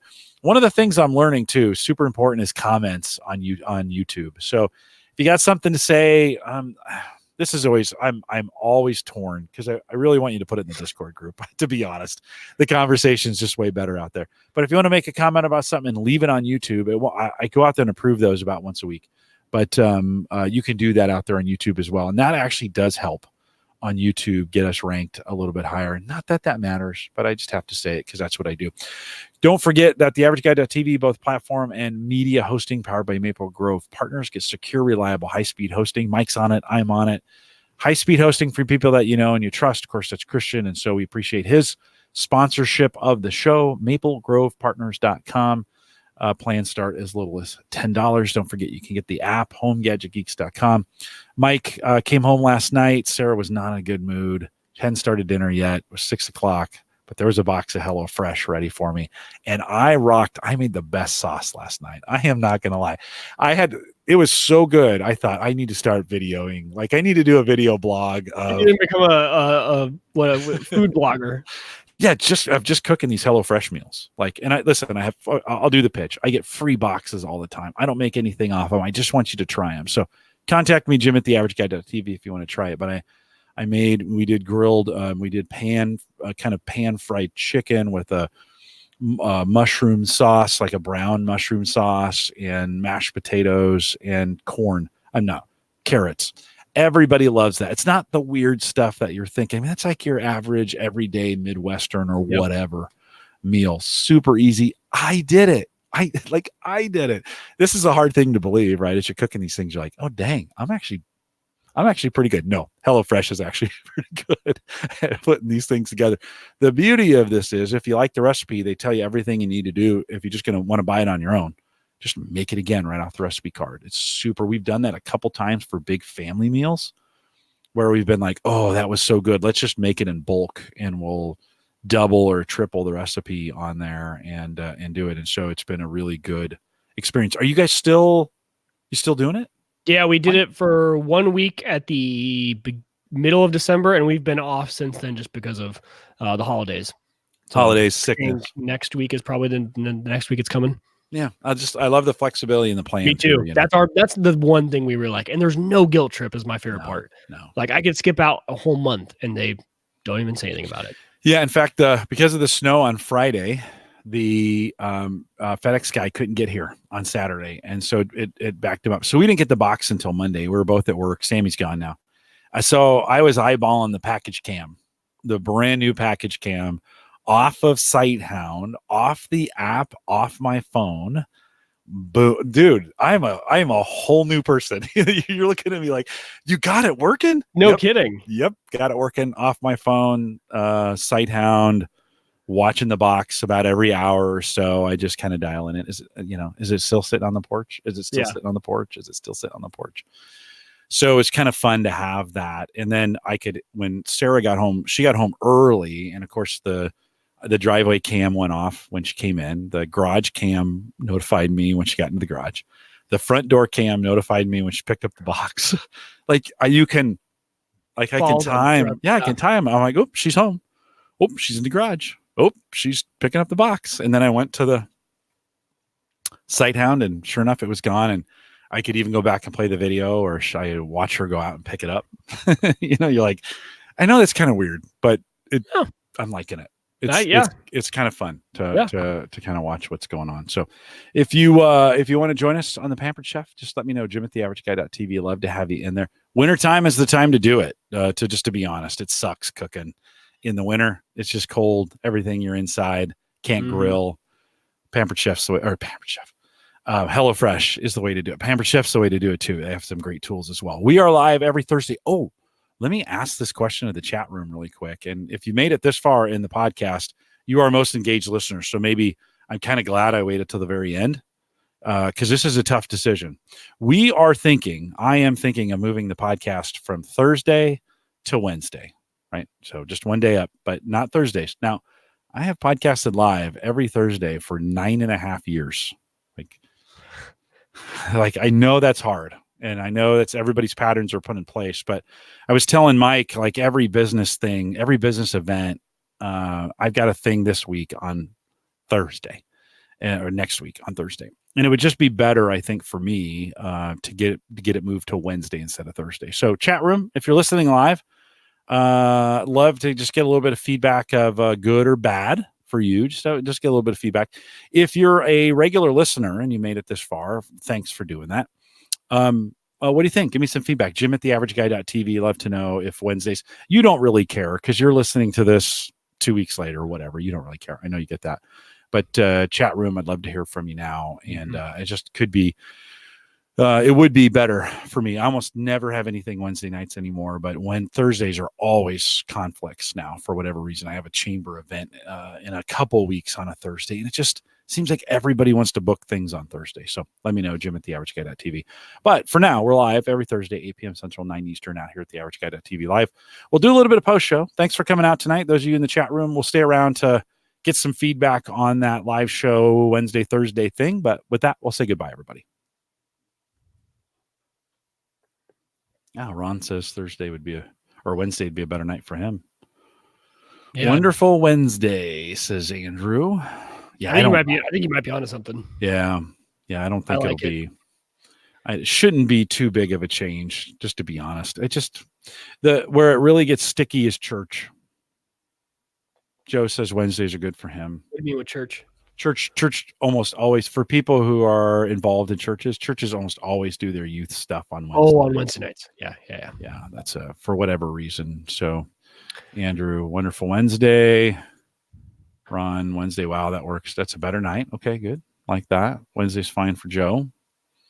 Ken is out. He's left us already. Kevin, what about you? I guess Kevin's probably pretty flexible. Other Jim. Oh, thanks for podcasting sick. Oh, no problem.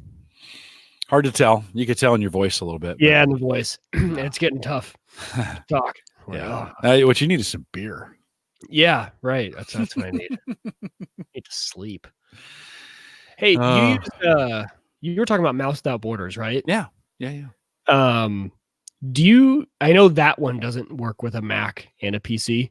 Have you ever heard of one that does? Have you used Synergy? That's another one I keep seeing. Okay.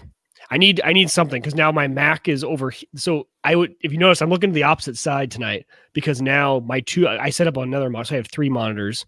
I have the iMac, the main monitor that I see you on, and then now my notes are over here because this new machine is running these 2 monitors.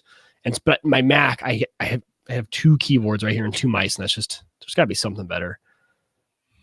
Anyone in the chat room? You guys use anything for like a mouse without borders cross-platform? I think Synergy looks like it might be the answer to what I'm needing.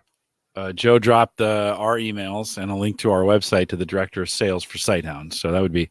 I don't know why. Awesome. I don't know why I didn't think about I didn't think about that, but it'd be good to have them on, especially now. I mean, I ran Sighthound because you did for a lot of, and it was just, you got me doing it, and that was cool with that camera.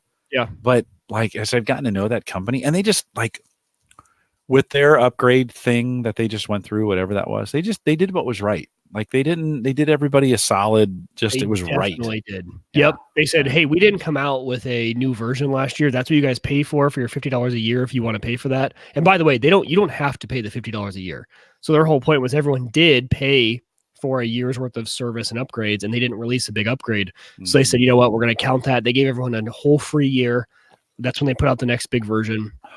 Well, Sighthound 6 runs great, by the way, too. I just paid $12 to upgrade, so it was like, yeah, okay, cool. Simple. You know, yeah, and that's so worth it. Like I said, I'm dying to get another camera. I was like, okay, do I buy that D-Link because I know it works and I love that camera? Like, it's a super good camera. And talk about rugged. That thing has been outside for me. Now it's not getting wet; it's undercover, but in the temperatures, it's never fogged up. Like, what do you have it plugged into? Do you have a outlet out there, or? Yeah, my TV outside. Yeah, on my back door. It's right there, right by the TV. Oh, man, it looks great. That's great. It's under your porch. Okay. Yep. Yeah. But my other one, what I did was, so I have one right by the door. I used one of those light sockets that has an outlet. Yeah. And I actually plugged it into a socket and kind of hit it under a eave. So it works. No one looks up that. That's like a 1950 solution. Yeah. It worked. Well, shoot, when we moved into this really old house. The last couple of houses I've been in were really old. And the basements all had those screw-in adapters. So it would, it would screw in, and then it would have a plug on this side and a plug on this side, and then a place for the bulb underneath it. So you could get power. Yeah, that's exactly what I used. Yeah. Yep. Yeah. I actually used one up here. So my basement has one outlet because it's unfinished. It's not finished, yeah. And so it's by the server rack. So this light up here, well, I guess I take that back. There's 3 outlets. There's the one that's a regular outlet. I'm actually tapped into. I made the sump pump plug. So, I put it into a 3-prong, so I can have. So that's running my entire desk area. Oh wow! And then I have another sump pump plug over there. But these lights, same sort of thing. There's lights up above, and so I just used one of those socket things and plugged in something else. So is that sump pump on a 20 amp? Yeah, breaker. It's a single plug 20 amp. Yep. Yeah. So you're probably okay with what I'm fine. What you're pulling out of there. More than fine. Yeah. That's it. Yeah. That so like the pivot's been okay in the garage, but I really liked when I had the D-Link in the garage. That was that I can mount it to the ceiling because of Sighthound. It's got and because of Sighthound. And I don't need here's the thing though, like Sighthound is really good at identifying things, and nothing ever happens in the garage. Like it's us like walking in. I don't know. It's great to have a camera in there, but I'm not sure I need it to have that much capability. So if I was going to put it anywhere, I would want to put it outside for the second camera, outside somewhere else where it can recognize things. Yeah. Get the benefit out of it. Yeah, I get a lot of cars going up and down our street. It's a busier street than you would think for Bellevue, and their vehicle recognition software, Sighthound's vehicle, is super good, and so it was like, I don't know if I want to track license plates, but it would be kind of fun to go back and see what is, what's just like, what was that? That was, what was that? What kind of vehicle that was. So, well, and for me, it's not even the license plate thing is cool. What I like is that it means they're advancing their just detection of anything. So they added in the version 6, they added animal detection. And what that does is it makes it easier for me to go search. When I go search through my footage, I can say, just show me people. Yeah. Just show me animals. Just show me cars. Show me everything. It makes finding the footage you need a lot easier. Now, is it perfect yet? No. But I like that since they're working on, license plate recognition, their algorithms are going to get better. Yeah, I hope. I would think so. They're really working at this. So as an example, here, let me show this. Let's put this on screen 1 second, because this is kind of cool. And now that I have Sighthound here, I can do this. So let's share and let's throw that up. Okay. So I've got this narrowed down to just the people, like you said, right? And so let's go back over here. So obviously, if you watch the screen, you could see that was not a person, and neither is that one, right? So for whatever reason, it's picking up. That's on people. Yeah, it's picking them up as people. The lights mess with everything. Yeah, they really. So weird. That's such a clear. That's a car. But yeah, no, right on. So like you said, you kind of hope they're working on things. There's a motorcycle going by. Again, this is a busy street. You get a really good view. There's a person on the motorcycle. You could. Yes. No, right on. And there's a package. This is why this is the package cam, right? You can see the there you go. Package sitting by the door. So all right, boom. There's our first person.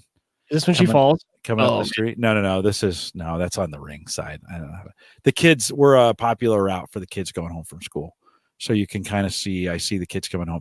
The other thing I love about my package cam is that I probably shouldn't say my package cam, but a thing I like about the package cam is that it faces the mailbox is out there. So I also cover if anybody was going through the mail. Sometimes you would, some people have that mailbox up in their door or whatever close by, and the ring would pick that up. My ring can't see out that far. So what's this plugged into?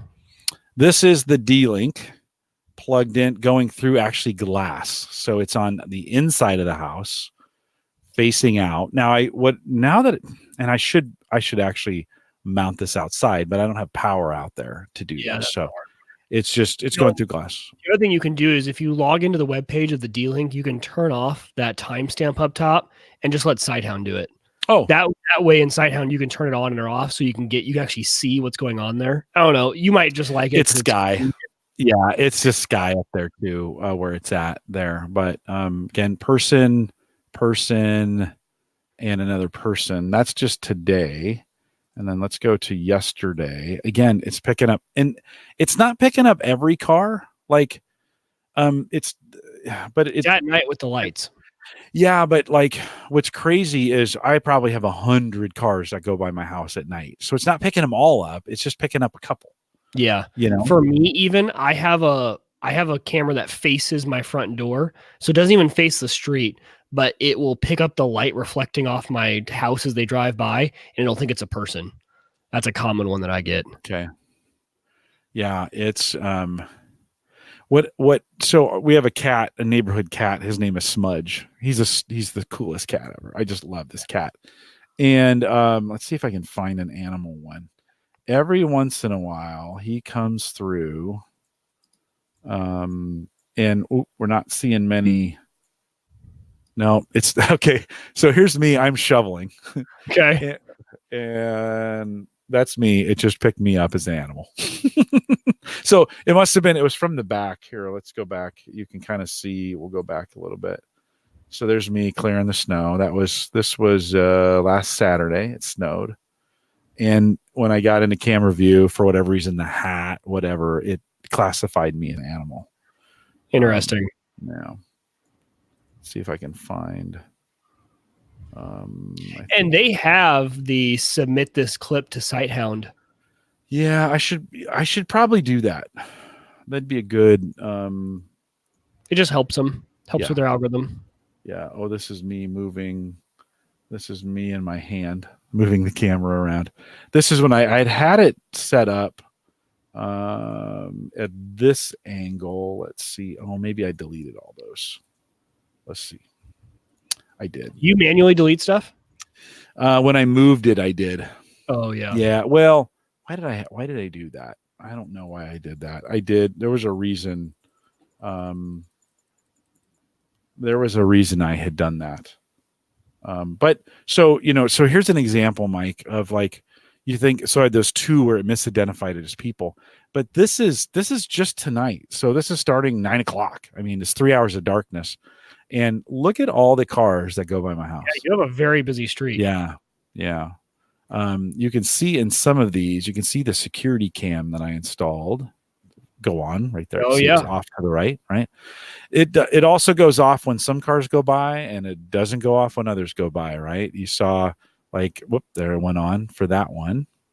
But let's see if I can go. That's a nice bright light. I like that. Yeah. Well, it's a good deterrent. That car went by, that light didn't go on, So anyways, it speaks to the tuning. Let's go down a little bit where we get some daylight. It speaks to the tuning of, you got to kind of work with these things a little bit to get them, kind of, oh, there's me. So I was coming in. This is me. Hold on. There's me coming in tonight. It actually picks me up through the fence. I was going to say, yeah, it was a good pickup. Yeah. Picks my car coming in a little bit here. How about that? There's me turning into the driveway earlier tonight when it was dark. So, super cool. Like, so I'd love to have another cam. Yeah. Before I was talking about the animal cam. So every once in a while, Smudge, way more in the summer, comes around, spends a lot of time around our house, and he shows up on our cams. So I was going, when I had the D-Link in the garage, I don't know why I was going through. My son had been fixing his car in the garage, and I hadn't turned off Sighthound. So it was picking up like all his movement over the course of a couple hours. Well, so I was going through that footage, and it was kind of fun to just, I don't know, I was kind of lurking, I was kind of spying on him. Like, yeah, what was he doing and how was he fixing things and stuff like that. And, then he walked away for a second, and the next one was Smudge coming in the garage, walking around, like checking things out. I was like, hey, Smudge is in our garage. So it's kind of fun. You've had them up for a while. Do you spend any time? You go back and review, you look through them on a regular basis just to see what's going on? Every once in a while. That's, for example, how I found that fox. That was kind of cool to see a fox, in our driveway. No, I'm not usually, unless I get a notification, but my notification. So what I like about Sighthound is you can set the save rules, like, hey, save people, save animals, but I only want alerts for these certain things. So I have it very tailored to, it's saving everything out there, pretty much everything. Any object, I have it just saving because I have a terabyte hard drive in there. But I don't look and even with a notification, unless it's the front door, I'm not usually opening it. But every once in a while, I'll go ahead and check. Let me show this again. Try and see if there's any good squirrels that need to be taken care of, I also set up, so I think I have a 1 terabyte spinner and what do I have on there? Like a 750 gig spinner. And then I actually plugged in 128 gig thumb drive. Oh, really? In there. And I'm goofing around with it. And so that's the pool. That's the Sighthound pool that I have. And I put that together. You can see the stable bit here. Right. You can see the stable bit dashboard here. And I'll blow that up a little bit. And so I just kind of leave that up on screen so I can kind of see what, and again, I started over, 2 weeks ago. They don't take up that much data. They don't at all. That's what I've been shocked with. Like my 1 terabyte, it's probably only used 200 gigs. And I think the last time I reset it was a month ago, so I'm probably getting 3 months worth of 9 cameras. Well, but so you can go into the settings and set a threshold, right? So you'd come tools, options, storage. And then like I have mine set at 700 gig and it's going to start deleting, right? After 700 gigs, it'll start deleting. So I have it like at 900, right?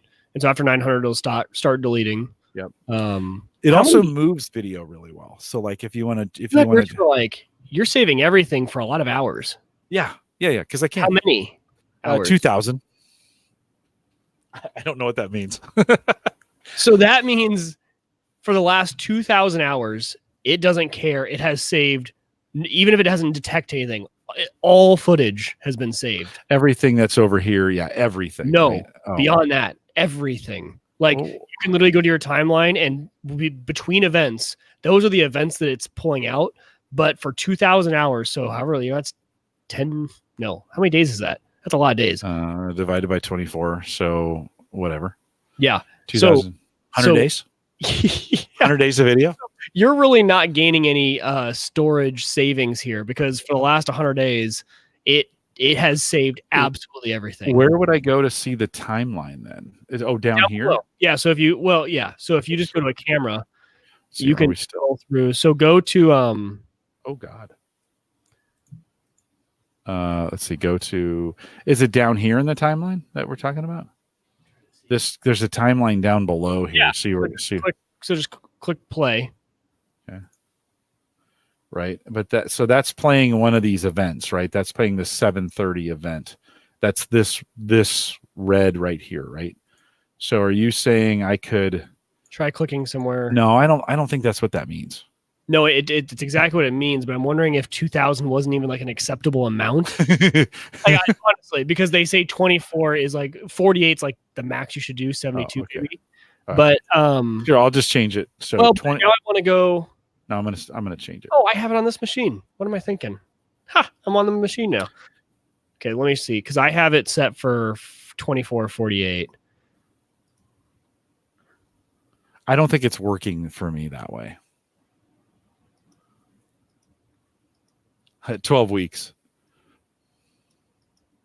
Oh, maybe. Well, it says a work year. Well, other gym says a work year is 2080, so that's 8 hours a day for a year.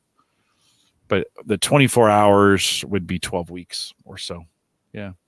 But I don't think it was working because I don't see it down here in the timeline. I see the like these segments, right? I can go to these segments during the day, but I don't think other videos available for me. Yeah, you're right. It's unless I'm doing something wrong. I have any camera, all objects. Oh, look at the all objects one. Look how that timeline changed when I switched over to all objects. I mean, look how many cars are coming down my street. Right. Okay, that being said, I have 2 weeks of recording, and I only have used, I have 350 gig of duplicated data. So 175 gig maybe of video files. Mm-hmm. I mean, I'm kind of having fun with this mic, just to be honest with you. So it's one camera, so I mean, I'm okay with it. But well, there's a lot more I could do with it too. Maybe I should be. There is a way to see that though, and here we go. So if you go to pick a camera, not any camera. Pick where do I go? Nope. Go back to search. Okay. So the first drop down, see how it says any camera? Change that to one of the cameras. Package. And you'll see now, see all the green. Oh, yikes. So now you can go click literally anywhere and watch because you have that set. It's saving that's awesome. All the video, no matter if it detects anything. So the whole benefit though of the rules is that we'll only save it because what I like about it, that's why I save all objects. Some people say, well, I just do the people. Well, sometimes it miscategorizes it. So any motion at all objects, I'm having it save. So really, I don't need all the other stuff.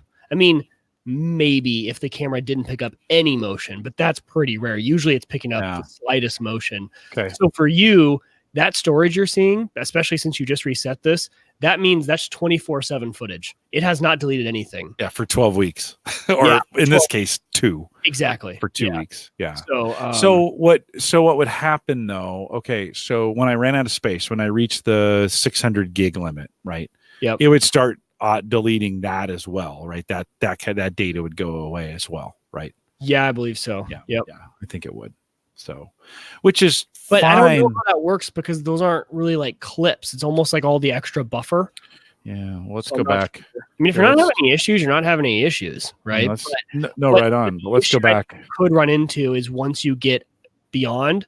I wonder what it'll start. Maybe it'll just start deleting. I don't know. I don't know what it'll do. Yeah, let's go back. Okay, so the basically since December 31st, right? That's when I reset everything. Is when it started recording again.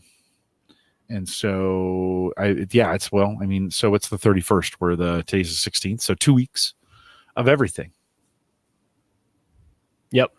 What would you, so now that I know that rule, 24, that's everything that happened in a day. That's not enough. Like, cause I don't check it every 24 hours. So, but you weren't even going and viewing this footage. I didn't know it existed. Yeah. Well, because now that I do, I challenge you to scrub through any of that green area and find any movement at all. because it's not, because you're saving all objects. So anything that moves, it's going to record it. So it's literally just dead space. There shouldn't be anything moving in that green area. I'll tell you what it's cool for. Here's what I'll tell you what it's cool for. Okay, so there is, it's recorded, but now it's running at 16. Well, there's a whole bunch of events going on. Let me go to another day. And let's go to right here in the day, or maybe here, and then hit play. It's still a little too early. If you go to 16 speed and you do it kind of early, you can see the sunrise. Well, in this case, not rise, because it's rising on where you can't see the camera. I have mine set for 48 hours because for me, what this is going to do is something has happened. I've been broken into, a car's been broken into, and I need to see all the footage. I want to be able to see, I want a timeline. I want to be able to export this out for the cops. And I will know if a big event happened like that within 48 hours. You could probably bump it up to 72. And so you'll really notice if you don't think it uses much data now, you'd be shot. You could do probably 2 years worth with that amount of space you have with one camera. I mean, once you switch to it only saving these tiny little clips instead of it saving. Yeah, I thought it was doing pretty well before. Like I was like, hey, this thing's pretty economical, and that's so funny. I love it. I was like, because I looked like it was really small on the screen. I'm like, is that an extra zero? Does he have like 2,000? I did have 2,000. 2 extra digits than what I have. Well, I kind of like it. So I'm gonna say go a week then. Yeah. So let's see. So 24 times 7. How many hours in a week? We never figure those calculators. So 168. 168. Okay. That's not like a number, like we should know how many hours in a week off the top of our head, but you think? I don't know. Yeah. I don't know. Oh, this has actually been really helpful. I should do more live. That setting. Are you on an SSD for your boot drive? Well, the storage, no. No, it doesn't matter. Is your boot drive a yes. SSD? Yes. I would go switch that setting in settings to buffer it in RAM instead of buffering it on the SSD. Yeah, okay. Let's go back. So where storage? Yeah, right there. See buffer and have it buffer newly received video in memory. Yeah. It's probably what you want. Is that what it's set to? No, it's set to on system drive. Yeah. See, it uses the system drive, not the storage drive. So then in theory, right now would my RAM usage going to go up then? Not that much at all. Like I'm using 9 cameras and it doesn't even use that much RAM. So the event happens, it's writing it to the memory first. And when it's complete, then it's moving it over to the hard drive as opposed to buffering on the SSD and then moving it over to the Yep. But so it's a lot of write cycles. So especially with the way you were doing it, you were writing to your SSD all day, every day, right? So that really would have been detrimental to you. Well, actually, to be honest, that's the way everyone is, because even if you're 24 hours, you're constantly writing. It's always pulling in. So everyone's that way. It wasn't just you. Yeah. So it's really important to put it over on the RAM. I'm wondering if I would, well, then you would think you would see a decrease in here. Let's bring over while we're doing this. Here, I'll bring over, so now you should see a decrease in the C drive. It's probably not fair because this is the podcast box that I'm doing. So let's reset that back for a second. We'll go options and storage and on the system drive. Click OK. And in theory, we should see the writes go up on the C drive. But only by like 1.5 megabit per second, really. That would probably even be high. One camera is about 1.5, I would say, per second. Okay. So not that much. So, and that's megabit, not even megabyte. Right. Okay. So did you see it go up at all? A little bit. I mean, okay, so and it clears it through pretty quick. Well, and it's recording it's recording everything though, right? So it should be a constant stream that's recording. So we're at what's at 1% now. That's kind of 10, 17, 14, 17, 9, 13. So teens mostly. Yeah. Okay, so let me shut it off. Options or switch it back over to in memory. Go back.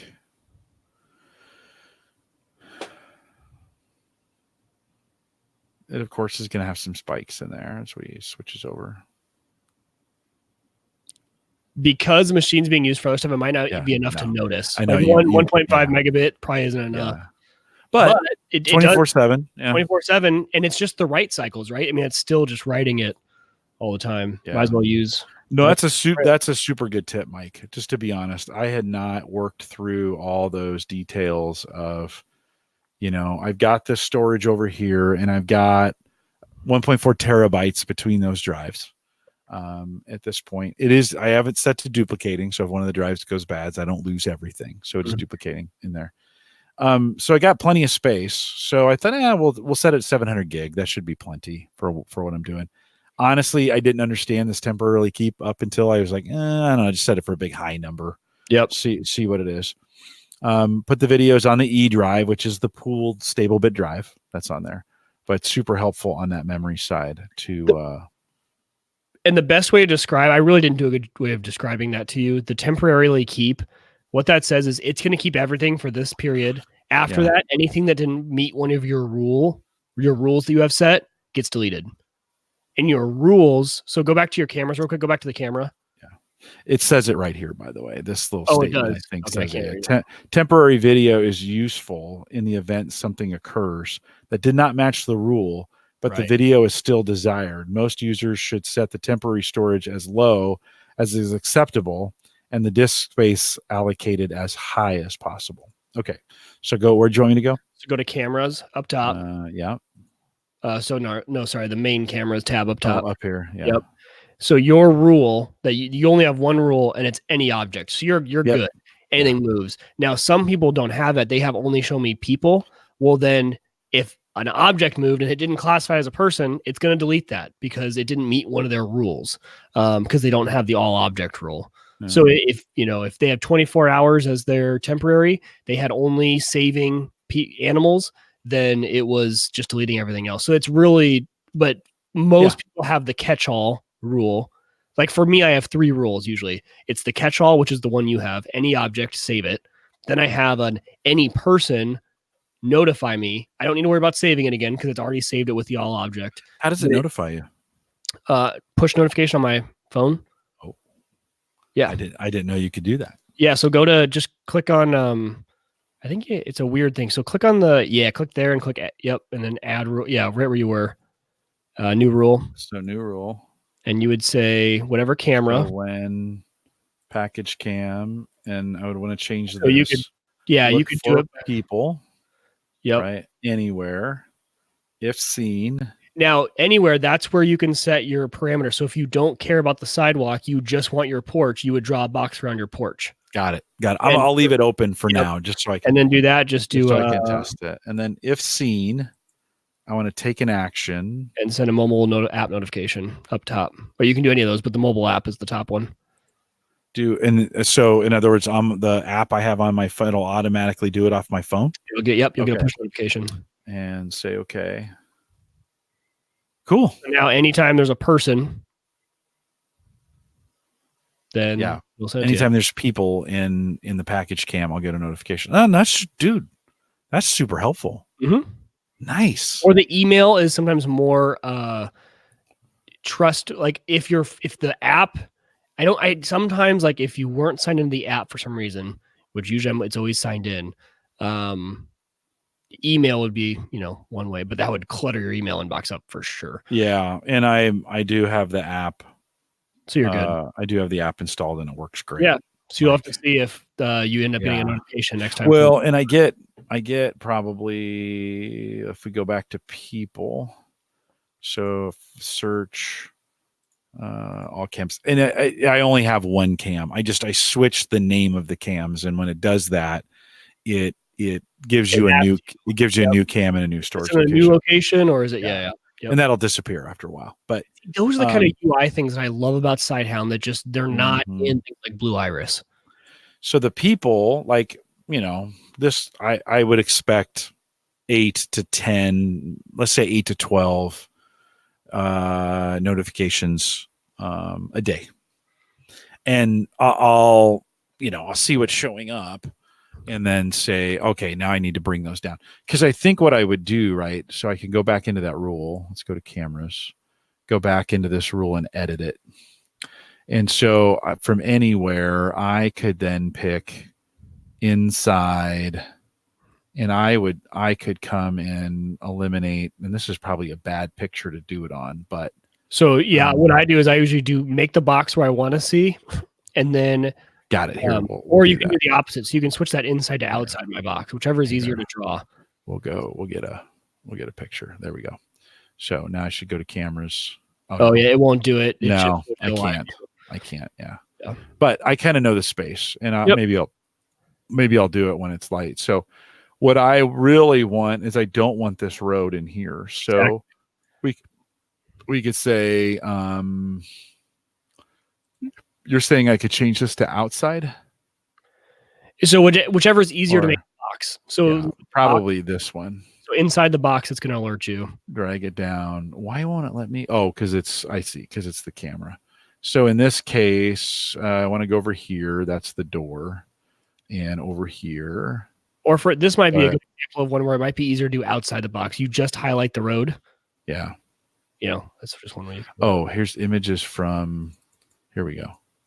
Oh, there we go. There we go. Hey, look at that. See the UI. I'm just telling awesome. Well, why won't it? Why is this dark down here? Is it just because my camera's okay? Is it loading? It doesn't matter. Ooh, look at that. You can grab a new spot. Okay, so we'll go here. Drag this over to here. Man, that is sweet. So I can leave all that out. Yep. This is why this is what I was talking about. I was talking about tweaking my notifications, really getting them tailored down to exactly what I want. I could put one. Save it all. Only alert me if someone's right at my door. Yeah. Yep. And I should be able to. Let's do it based on that. No, I won't. Well, I do. I may see something. There we go. So let's put that in there and then move this one down. Perfect. So basically that gets the sidewalk here. Yep. And when they hit here, there's a little blind spot there, but so. And for example, for me, when I have it that tight, like I have a very specific area, I just do all objects. You have a cat, right, that kind of wanders around, but maybe you want to see that, just because sometimes if it doesn't pick it up as a person, your camera's at a really good angle. It probably detects people really well. Mine's up top and looks down, and so sometimes it doesn't quantify them as a person. So you can change that to, if you notice that people are coming and you're not getting an attention, you can change it to all objects. Yeah. I really like this view. This is a good. It's right. It's what's cool about it. It's inside a bay window, so it's inside. It's protected. Nobody could get to the camera, so to speak, because it's on the inside. But you get a good view, and now everybody knows what my neighborhood looks like. Yeah, there you go. And there's a package for all the people that are probably still here. Yeah, like all one of them. Yeah, all one of them. Oh no, they're still talking about some of the stuff. At least Joe's wondering why it would default to RAM. I agree. It should default to RAM. I don't know why it doesn't either. That's kind of the look when I look at it in the evenings. That's kind of the look I look on the camera. It's lighted a little bit better than that, which kind of reminds me. I kind of wonder. Night vision? Yeah, it does. It does, but if I turn it on because it's behind glass, it washes it out. Makes sense.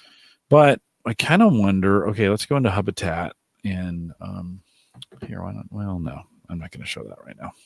And then I should see more light at the front door. But I don't for some reason.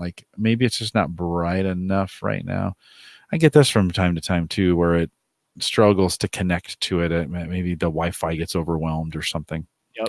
So now on that front door, I have this light behind the front door, and I can turn that up full blast. And did you see the snow right in front of the door illuminate? Yeah. Yeah. So for whatever reason, I keep it at about 50% just because it's obnoxious in the house. Here on the light or here on the camera, you really can't see. It's a little brighter than that on the camera right now. But so I keep it at 50. Habitat turns that on automatically for me, which is kind of cool. Yeah. Very cool. Also, the studio lights are on that same, so I can turn those on and off. It's super cool, man. The nice thing about Habitats, it's mostly all in one place.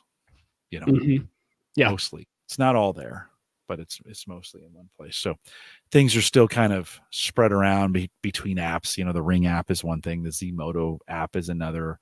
I can see those on the Echo Show. The web apps aren't great. I can't get those in here into Sighthound. You know. Yeah, I'm in the same boat with the Simply Safe. You know, those cameras into Sighthound, but yeah. All right. Well, that was dude. That's worth the price. That's worth the price of admission right there to be able to have you. I paid my dues. I got my dues in. Have me walk through. Yeah, you're done. You're good for the rest of the year. You don't have to show up for the rest. No, that was actually really, really helpful to walk through. I hadn't gone through all those options of just what was available to me on here. So all objects. Interesting. Well, that's cool. Thanks for doing that. So for the 6 of you still there, hopefully you found that interesting. Most everybody probably had that behind another window and they were just listening to us jabber as they're doing something else. But thanks for coming out tonight. Appreciate you guys. We'll see you back here next week. Dwayne Robinson is back, and we'll catch up with him on some things. Mike, hang tight for 1 second. We will see you guys next week, Thursday. No Wednesdays yet. We're leaning that way, but no Wednesdays yet. We'll be back next Thursday. We'll see you. I do have probably